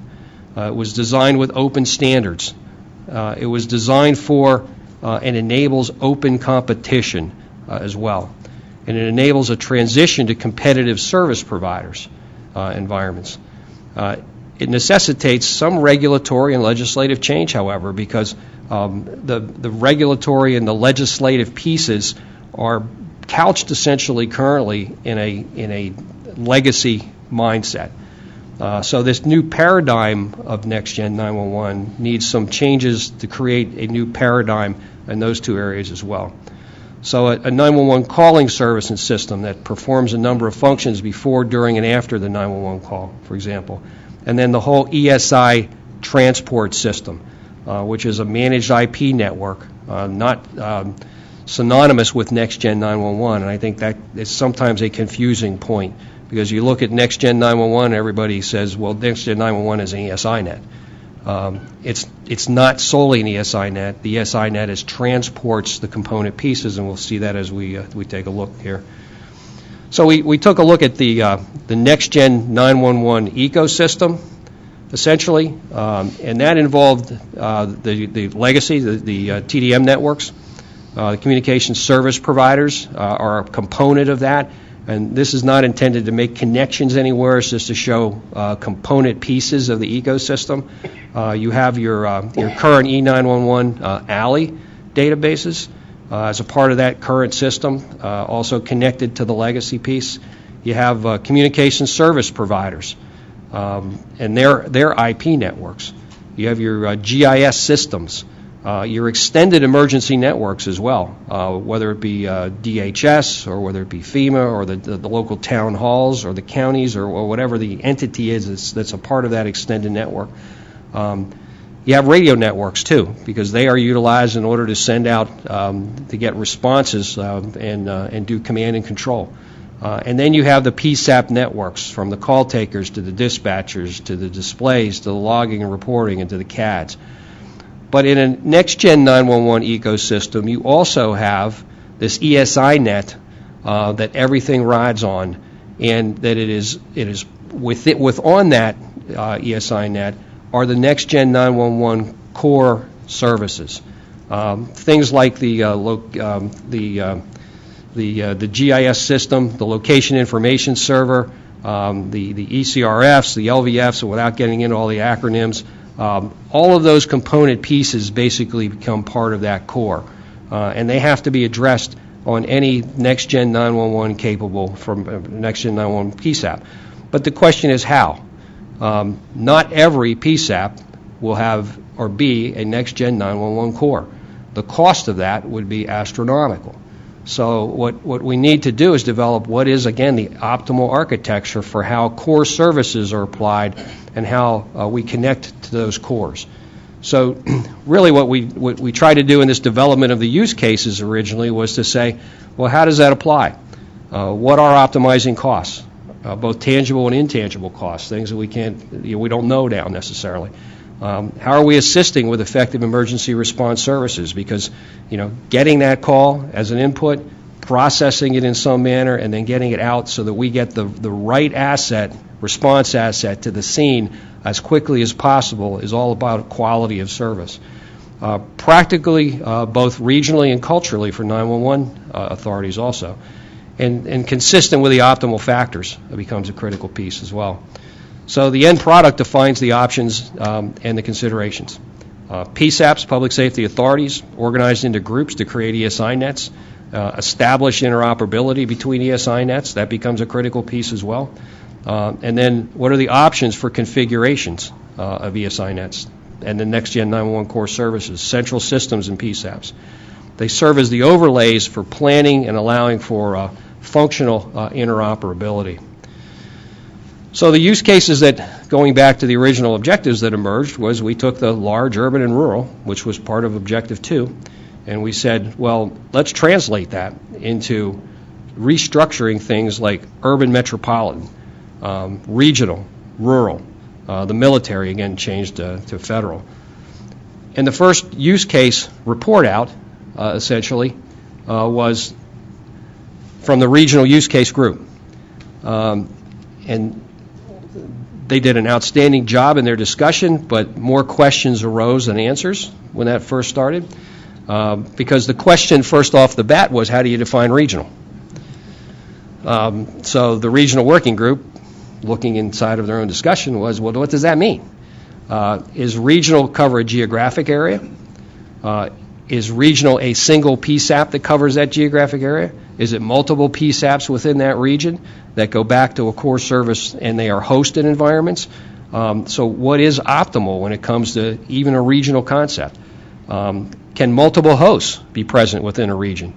What are the operational considerations and impacts of all of these things when you do cost benefit on all the different options that arise out of that? What's the regional IP infrastructure with multiple PSAP connectivity? Was another question that arose. And then what's the governance model? Because we know that we deal with local governance in almost all cases, unless there's a state model. So what's the governance model associated with this moving forward? Well, they also found that there's flexibility. Yes, Admiral. Leave that point. Sure. Is there, and maybe I'm answering my own question by asking it, is there a need for definitional work here with regard to some of the concepts we've already talked about and that you've talked about here, where we've got a larger grouping of mega PSAPs that then support smaller PSAPs, the one-station PSAP, the Connecticut example, where they're deriving services from a larger PSAP. It seems to me that continuing to use the one-word PSAP to describe all of those may be limiting, and if we were to come up with some common ways of communicating about these, it would certainly help us as we create or engage in rulemaking around what's appropriate for a PSAP when we really, no, we meant that for the big PSAP by which others derive services from. We didn't mean it for the one-station PSAP. Have you thought about, as an output, coming up with definitions? We did, and I think that was one of the things that drove some of the discussion earlier. In fact, Roger was instrumental in driving that question. Does PSAP mean it's the bricks and mortar of one place, or is it more of an environment from the physical virtual piece? So, and we have a little piece on that whole definitional piece as well. So we agree that it's the common understanding of what a PSAP was in a legacy environment will change dramatically when you get into the virtual world, because in the virtual world you will be capable of, and I've mentioned this before in discussions, that you'll be capable of having core services that are hosted, and that's not to say that a telecommunicator, if a PSAP is getting blasted and they need more assistance, in the legacy world you had to get in your car and you had to drive in and take a station. In the virtual world, you'll be able to go to your home computer, provided that the security measures are in place or some other way, and actually get onto the system and be answering calls in a virtual environment. So PSAP, as we've known it in the past, will change in terms of this new paradigm moving forward. So there could be some need to do some definitional work moving forward, because we ran into that as a potential issue. All right. So from a flexibility point of view, the advantage to regional 911 networks. One or more PSAPs, it's optional as to how many to a given region. That would be defined by the structure and by essentially all of those factors we looked at in terms of optimal before. It allows for sharing of infrastructure. It promotes greater interoperability. Next-gen 911 functions are the intelligence behind maneuvering calls on that shared network. And then largely, but however, it's a political governance decision on how many PSAPs are needed to dispatch responders. And that's kind of discussion points as we started moving forward and talking about. So following the use case discussion, a change in direction seemed to be required. And the because it was realized that it really was not about the individual rural PSAP and or the urban PSAP and or the regional, whatever you define that as being. It was really about those core services. So the configuration of Next-Gen 911 was not solely based on the size or the geographic locations. PSAPs could be arranged in a variety of configurations as long as the core services and other variables of the Next-Gen system were identified and determined where they would be located within that system, because they would have the benefit of utilizing the ESI net in order to manage it and to transport those services. So optimally, it was determined that considerations lend itself to, again, factors such as cost, sharing, operational efficiency, and many, many more, actually. So the ongoing conceptual discussions The ESI net has to be looked at as a transport network and not the whole of NextGen 911. Various components become the core elements of NextGen 911. And there are at least 4-dimensional arrangements to the configurations of those core elements in any configuration design. It was pointed out in one of our discussions there can be up to 17 plus different factors into this, but it boils down essentially into these 4 core elements. The one is access and the next-gen core services, where they reside. The terminating equipment, another factor, call taking support systems, the CAD, the MIS, the dispatching equipment, and then the ESI net as that transport medium. So use case groups are now being reorganized essentially into these 4 subgroups. So we're not calling them use cases anymore. And the diagram that you've seen, Jay says he stole, but it was actually given in a friendly way. I made a note. Because we support each other, certainly. We can't build a network that's not going to be secure, and there would be no reason for security if there wasn't a network. So they really have to marry themselves very well and very closely together to be successful in terms of their outcome. But talking about the DMARCs again, when you take a look at those 4 groups, we looked at not the service providers or not the input side. The DMARC point comes between there and access, and then you see access and the next-gen core services as being a piece to that. And attached to this is where where this may apply at the multi-state, hosted, state, regional, the network hosted levels. And you go into the terminating equipment, which is another area for a subgroup that we'll be looking at, and that can be done either, again, at the network hosted or the regional, the county, and then the CAD, MIS, and the dispatching piece, split down below, and then the ESI net as another function. And the DMARC, again, was put after the ESI net did not include the radio and or the first responders. Not that they're not critical factors in that process, but the group looking at optimal architecture did not, chose to take a look at the pieces in the middle that's really part of the process of processing NextGen 911. So the reorganization came about a week ago. The groups I think are pretty good. We have about 11 members roughly on each one of those groups. And after this meeting, they will start in earnest to start moving forward. There's 11, and if you do the math, that's 44 roughly, so there's only 33 members. So many members have basically lived this process, beside their regular responsibilities, have volunteered for multiple groups as a credit to themselves. So what are we looking at from a draft report organization? Again, we think that what those groups will do is take a section of the report and work on those sections. So it'll be current PSAP, the decentralized environment, and we'll do the introduction, and some of these may be shared across the board. But we have to take a look at the current PSAP decentralized environment. We have to define the problem. Anytime you try to find a solution, you have to ask first, what problem are we trying to solve? So I think it's critical for us to take a look at the current PSAP decentralized piece and then move into the PSAP optimization options largely through a variety of things, talking about physical consolidation potentially and not making an argument for that necessarily, but saying that is an option. And then taking a look at virtual optimization through infrastructure sharing of resources. And then moving into infrastructure element deployment and PSAP infrastructure optimization considerations and factors.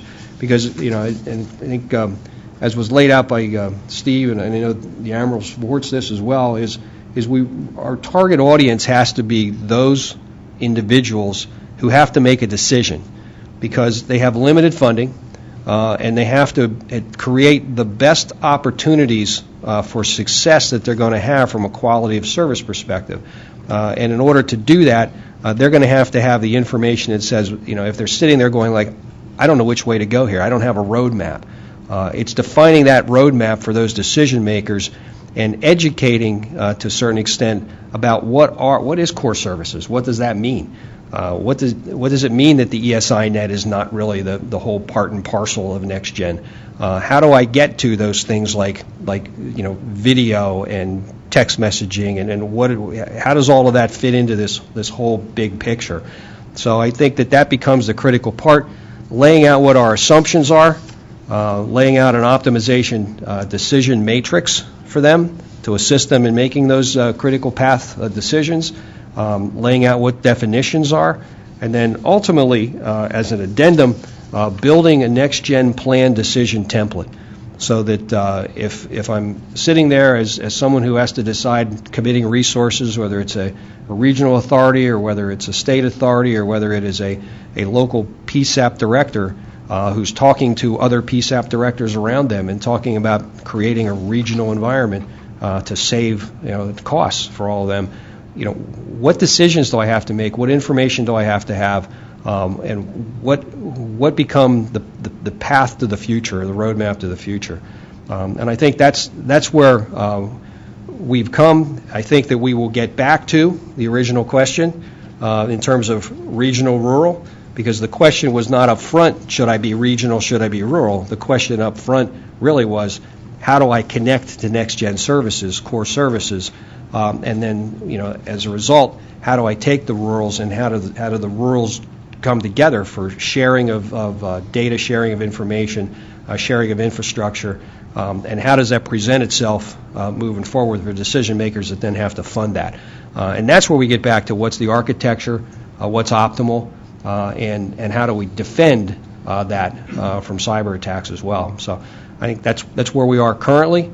I commend the group for all of their passion in moving forward with this. But I think that what was some of the fog in the beginning, the fog has kind of lifted now, and I think there's a really great direction moving forward. And I expect to see in the weeks, a couple of months to come, that we'll have a really good, solid direction or movement rather. So, thank you. David, thank you so much, and all the people that are on your group that contributed to that. I find myself in a situation here, not unlike when I was a younger father, and our three daughters went out with my wife for dinner, and we would caution them about eating all the rolls before dinner came because they wouldn't have any room at the end for the entree. And here we are, we feasted on all the rolls that Jay presented, and we don't have a whole lot of time left for the entree. But the guy that came the furthest distance is Phil, and we don't want to cut him short. So with your permission, any questions that we might have for David, do it by email, and Phil, you've got the floor.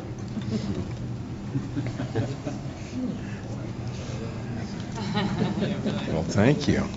David, I hope I didn't cut you off there. Not at all. Okay. Thank you. Well, thank you. I'll just get right to it then. I know we're short on time with the closed captioning folks. So our group has met several times. I'll just go through it. I think because we're short on time, I'm not going to go through every little talking point here, but I'll just mention a few as we go through the pages. As I said in the first meeting, the principles of cooperative federalism should apply, especially in 911 where state and local governments, as most of us know, we retain the primary jurisdiction. Also a reality test. NG deployment is going to be uneven. It's not going to be perfect. It's not going to be consistent across the 6,000 PSAPs in the country. We've discussed the federal role in a little bit. We think the role of not just the FCC, but DHS and Lori's group at DOT is really important in providing an overall vision, assisting with these interjurisdictional, what I call SEAMS issues, cybersecurity. As Jay said, if 80% of the PSAPs have 5 or less call takers, FTEs, we know they can't defend it from a cyber standpoint. So either the National Guard units at the state level, thank you for saying that, Dave, because we have 2 pretty good National Guard units at Joint Base Lewis McChord on cyber. Transparency is another big issue. This Net 911 report I'm going to talk about in a minute is important. And then creating federal incentives, not necessarily penalties, incentives, kind of what Lori has done with her program at DOT and other federal programs. Best practices is probably the way to go. We haven't talked about model legislation. I think David, you were going to send me something on the Pennsylvania legislation. It was still in draft form. We haven't seen that yet. Oregon, Larry Hatch from Oregon has sent some draft Oregon legislation. So we may want to go not just best practices, but to model legislation as previous reports have done. The previous studies, Brian Fonts is not here today. Brian has done a good job in collecting all the reports. Lori and others, thank you for all of your help. For a relative neophyte in this area, thank you. A lot of work has been done by NASNA, by NINA, by a bunch of groups in the past. This bullet is important. Education and outreach efforts by Admiral Simpson, the FCC, the Bureau, other federal agencies, maybe by a person like myself representing NARUC. It's going to be really important that we don't drop the ball here when we issue the report. So who is the audience? There's been a lot of discussion today on folks, they're elected officials, they're decision makers, they're appointed officials. So we can get very wrapped up in diagrams and acronyms and discussions of how complex this is, but at the end of the day, if we're going to get this funded and deployed with a good governance model, we have to reach out to governors, NCSL, the state legislators, cities, counties, law enforcement, and first responders. In our group, we've discussed about being more cautious or being more bold with our recommendation, and I think we're going to err on the side of being more bold and not be so cautious. Mary Boyd and Jim Gerke took a lead in drafting a policy statement. You see it up here. I think this has been done in previous reports. I think David in the NASNA report, the draft report, you have something similar, Lori, in your report in 2013. But just to go through it briefly, funding must be predictable. Some people say sustainable. I use sustainable, but it has to be predictable, stable, and dedicated only for the purpose as needed. An associated 911 fee shall be assessed monthly per device or service, that's important, or service, in a competitively neutral manner on all technologies utilized to place a 911 emergency request for assistance to a public safety answering point, PSAP, through an emergency communications network. Mary, Jim, do you have anything to add to that policy statement? It is a draft and still a work in progress, I think, for your work group. So if anybody has any comments on this, this will be kind of the way it goes forward to the full group at our next meeting, Admiral, in July, unless we hear from others on this. So that's where we stand on the overall policy. I'm not going to get into this today. I'm going to skip over this. Brian Fonts is not here. Brian's done a good job. We have the NISTA report. We have a funding. We have a lot of reports out there. A lot of work's been done, and again, we don't want to reinvent the wheel. So building on this, our working group has discussed on a number of our calls kind of broad principles at a high level of what should be the funding model. And again, this relates the policy statement that you just saw. It should be sustainable. So we all know that the current model is based on declining revenue. It's based on end-user devices or access lines declining in popularity. Some states have a hybrid approach. Some have a state fee. Some have a county fee. Some assess wireless only at the state level, like Illinois. It's all over the map. But we need to come up with a best practice or model legislation that that enshrines sustainability. Diversity.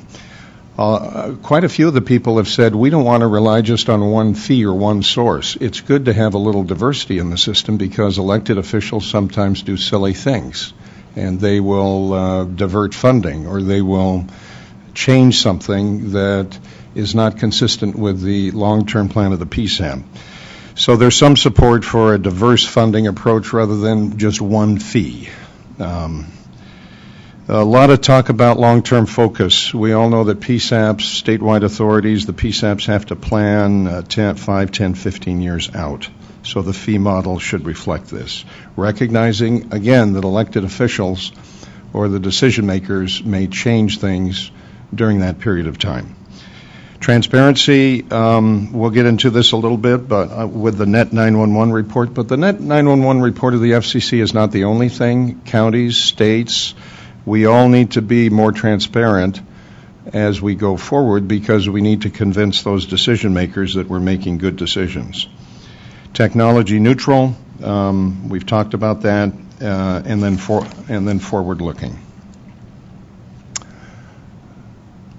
I've taken this kind of challenging task on is to figure out, of the 7 states, why the 7 states listed in the December 2014 report of the FCC to Congress, why they did what they did. And I must tell you that I haven't come up with all that much.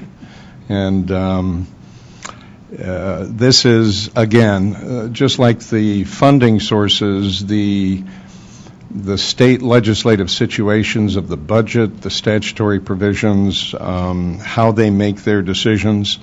Sometimes they're done in not a very transparent manner. I know what happened in my state. I'm not going to get into that today.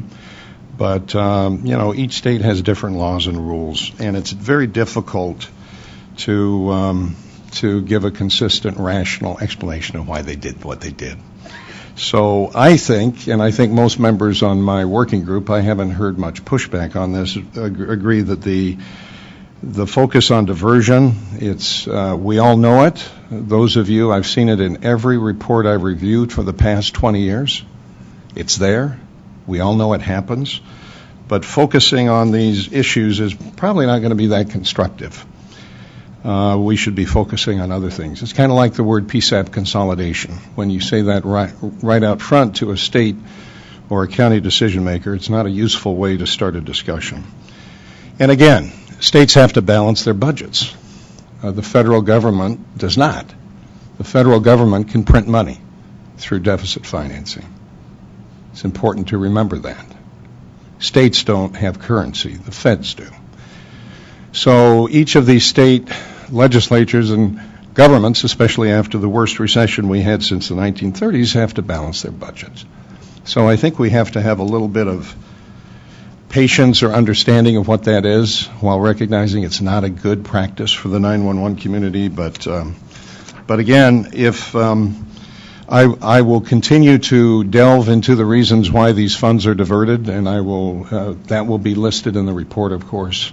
But I'm not going to, I think I've done sufficient work up until now. If any of you have any other comments on that, I'd be happy to hear. But the key point, in my view, is we need to be vigilant about these practices going forward. We need to educate, and Admiral Simpson, you can help here. The FCC can help. But we need better systematized outreach efforts as we go forward with NG 911 to these decision makers.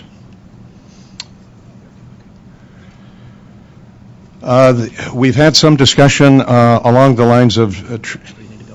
one more? Okay. Thanks, David. Am I there? Yes. Okay.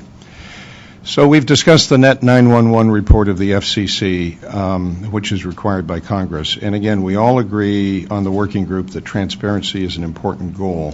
But questions have been raised about the reliability and the source of the data provided to the Bureau and the FCC. Who collects the data in each state from the 6,000 PSAPs? Do the states review it before it's submitted? Who is responsible for ensuring its accuracy? There is no third-party auditing of the data and the analysis, and most members agree that this is not a good regulatory or governance practice.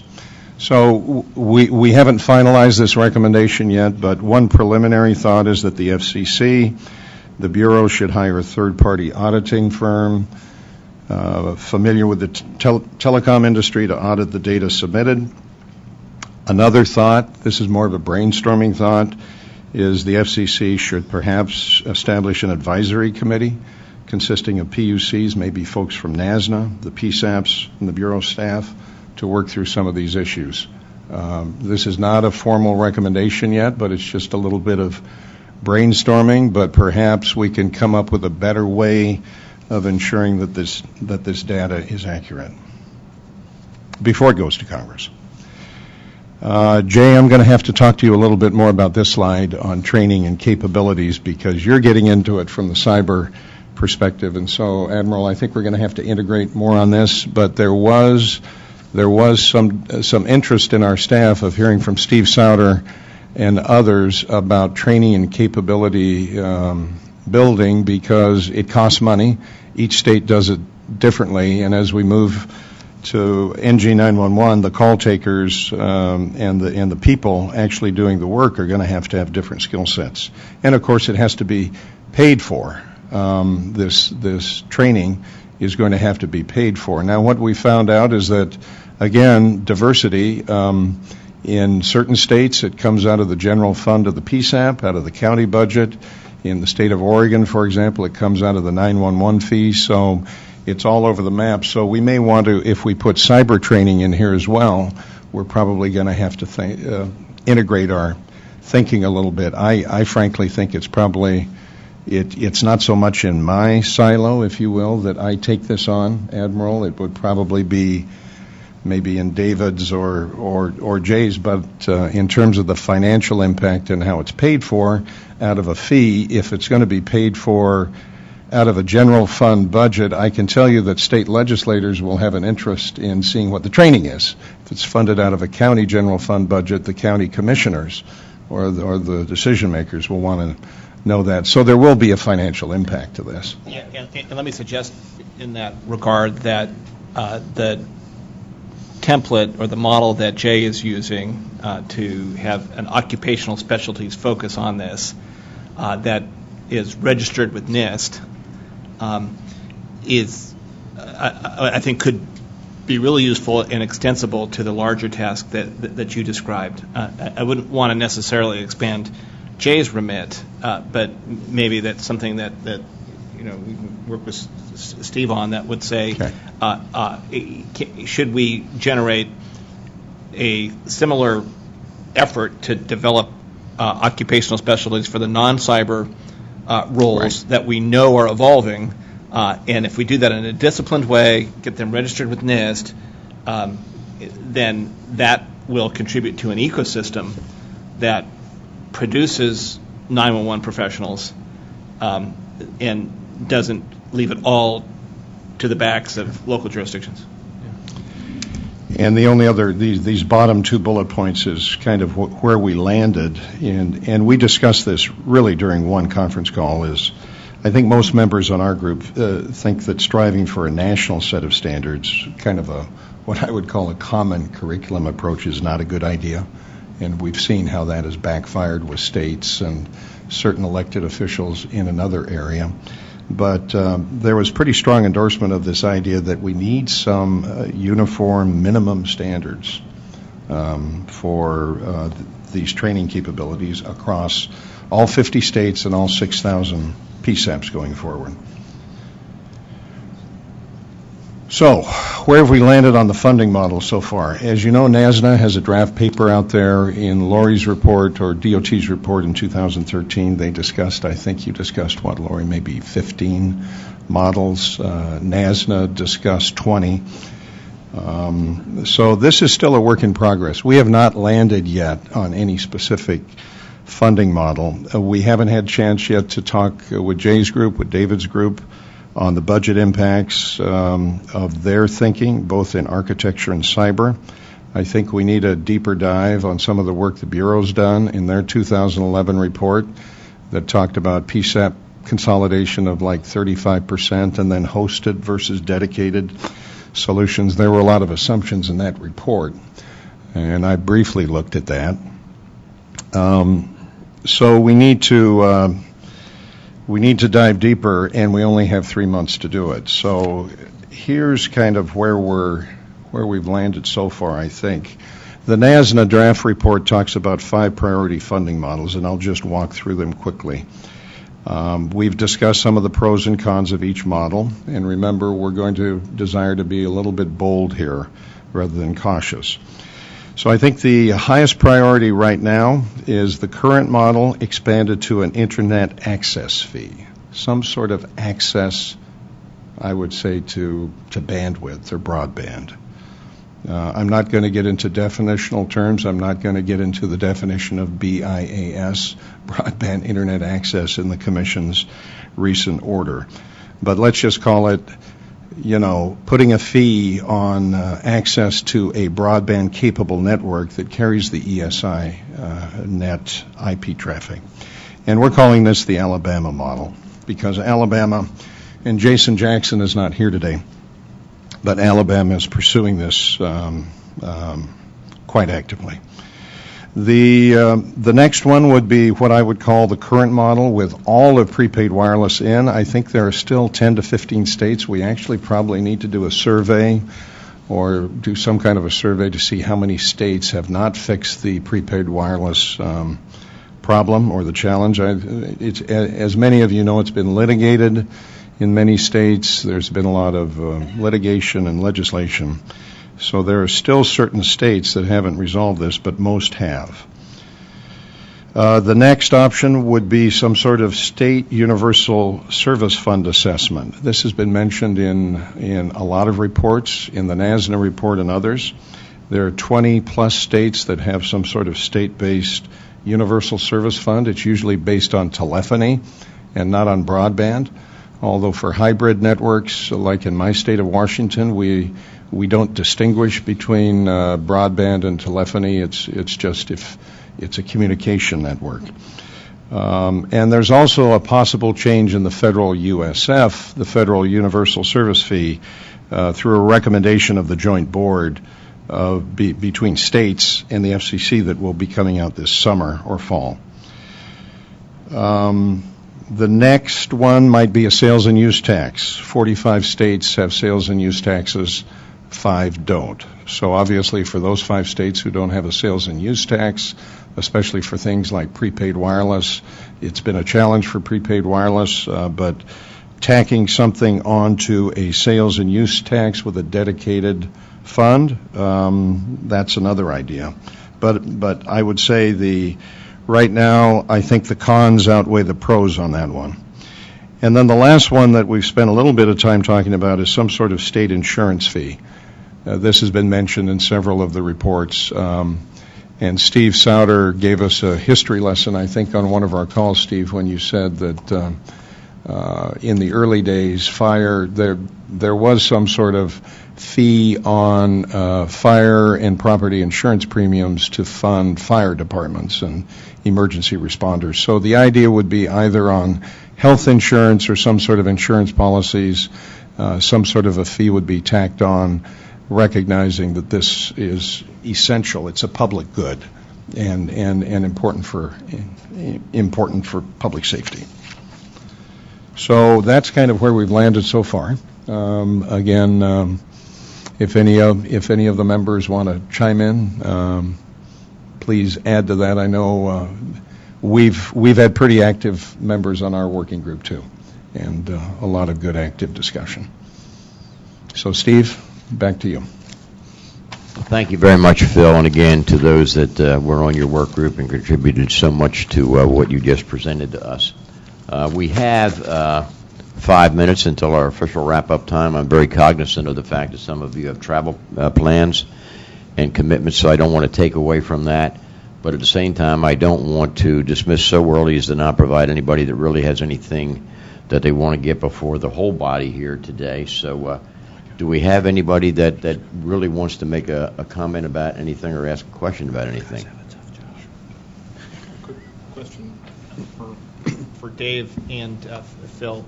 It strikes me that it would be really useful, 911 professionals, whether you're an engineer or technician, when you come into the job, you're not in the job very long before you start to look at things in information flows, and you map out CPE and the CAD and go from there.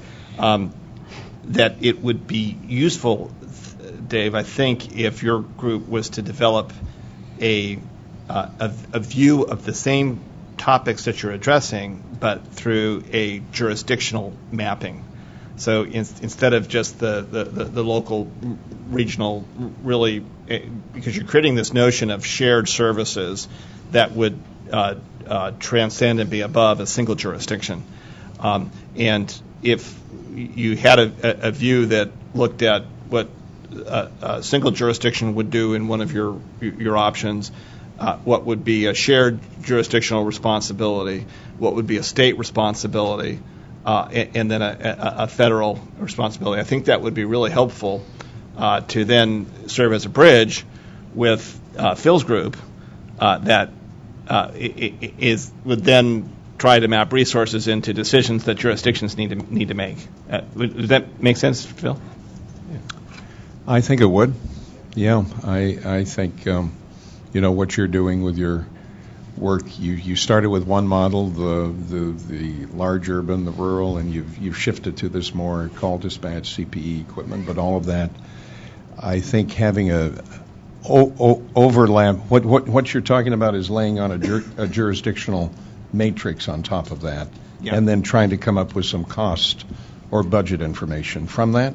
Really kind of a cost-benefit analysis that goes along with whatever the configuration model would be, as I think is...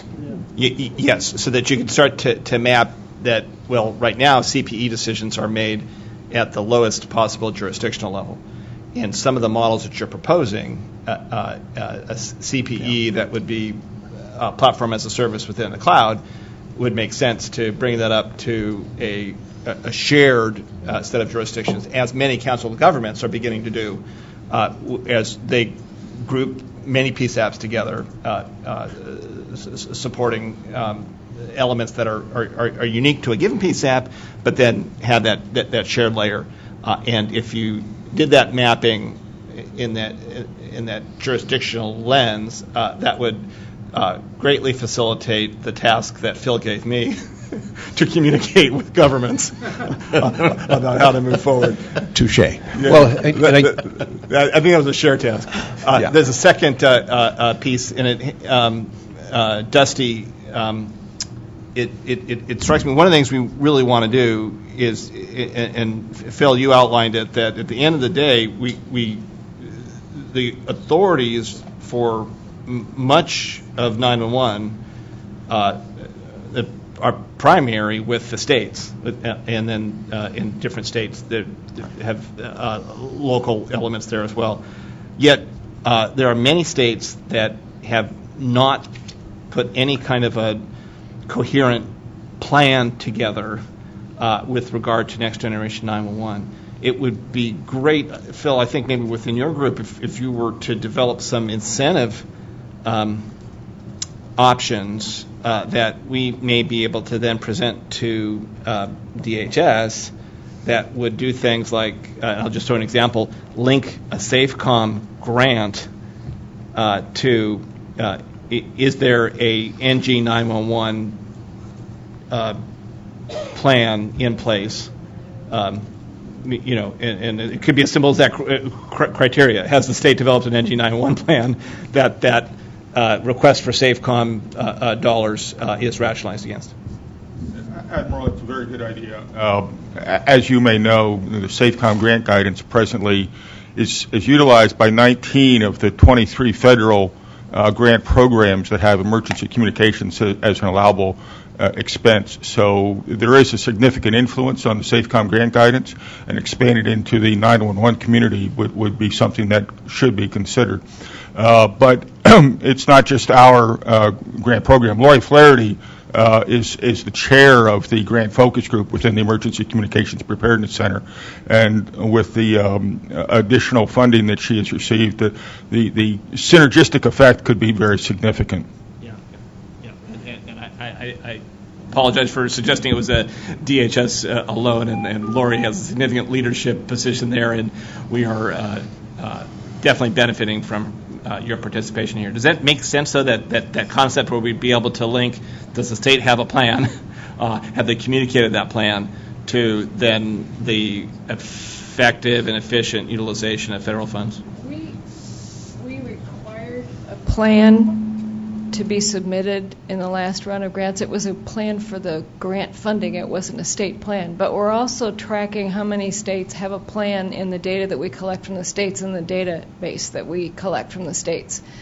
That's not to say that we couldn't require a state plan in the next round of grants. It just depends on what ends up in the final regulations, and that's anybody's best guess at this point. Yeah, I think that'd be really helpful, because that would then begin to allow us to ensure that the annual report that we get from each of the states that says this is how I spent my 911 fees can track to a plan that is more facilities oriented. How are we organized? That you all then link to how our... No, I understand what you're saying. Okay. I guess the way the statute was written is at this point, the number of eligible entities that are listed in the statute there are about 10,000 of them. Last time we were able to limit them to the states and the territories. I can't tell you for certain whether or not we will end up doing that this time or not, but it's one idea. Yeah, and my thought is that this wouldn't limit the grants for 911 to the states. That it would say if you're a jurisdiction, though, in a state without a plan, then there's a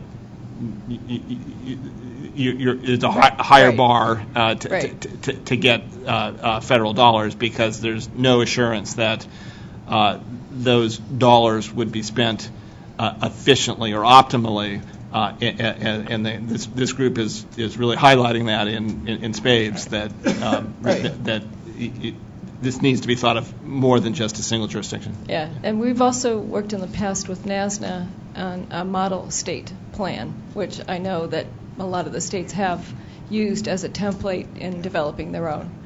And that was done some years ago. So yeah, which is part of the problem, because only, 24 states have state administrators for 911? No, there's the majority of them do. I think NASNA, help me out, who's representing NASNA? Yeah. The membership for the states, when we go to the NASNA meetings, we only see at best 20 to 25 or 24. Yeah, I think the participation of the membership, not every state in the country is a NASNA member.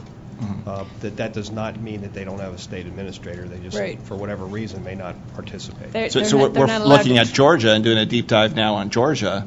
Right. There are some real structural challenges in Georgia, because they don't have, at least the person who has the state responsibility for 911 says he's not empowered as a state 911 administrator. And the level of authority in each state varies greatly from one state to the other in terms of what they have the responsibility and the authority to do.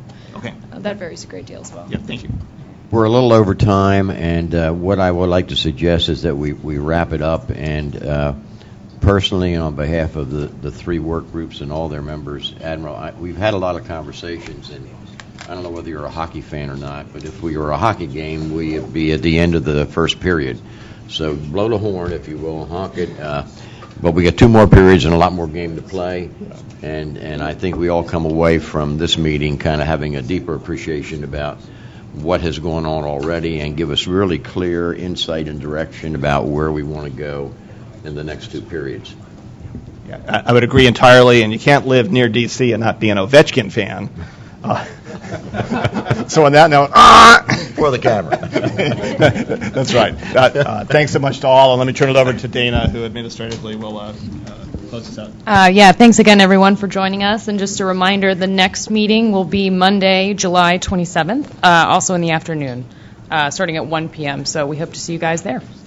Thanks. And if I could build on that, many of us will be going to the NENA conference, and it might be a good venue to kind of get together over coffee or a sidebar meeting or whatever the case may be, so we can kind of talk face-to-face as well as on the phone. Yeah. Well,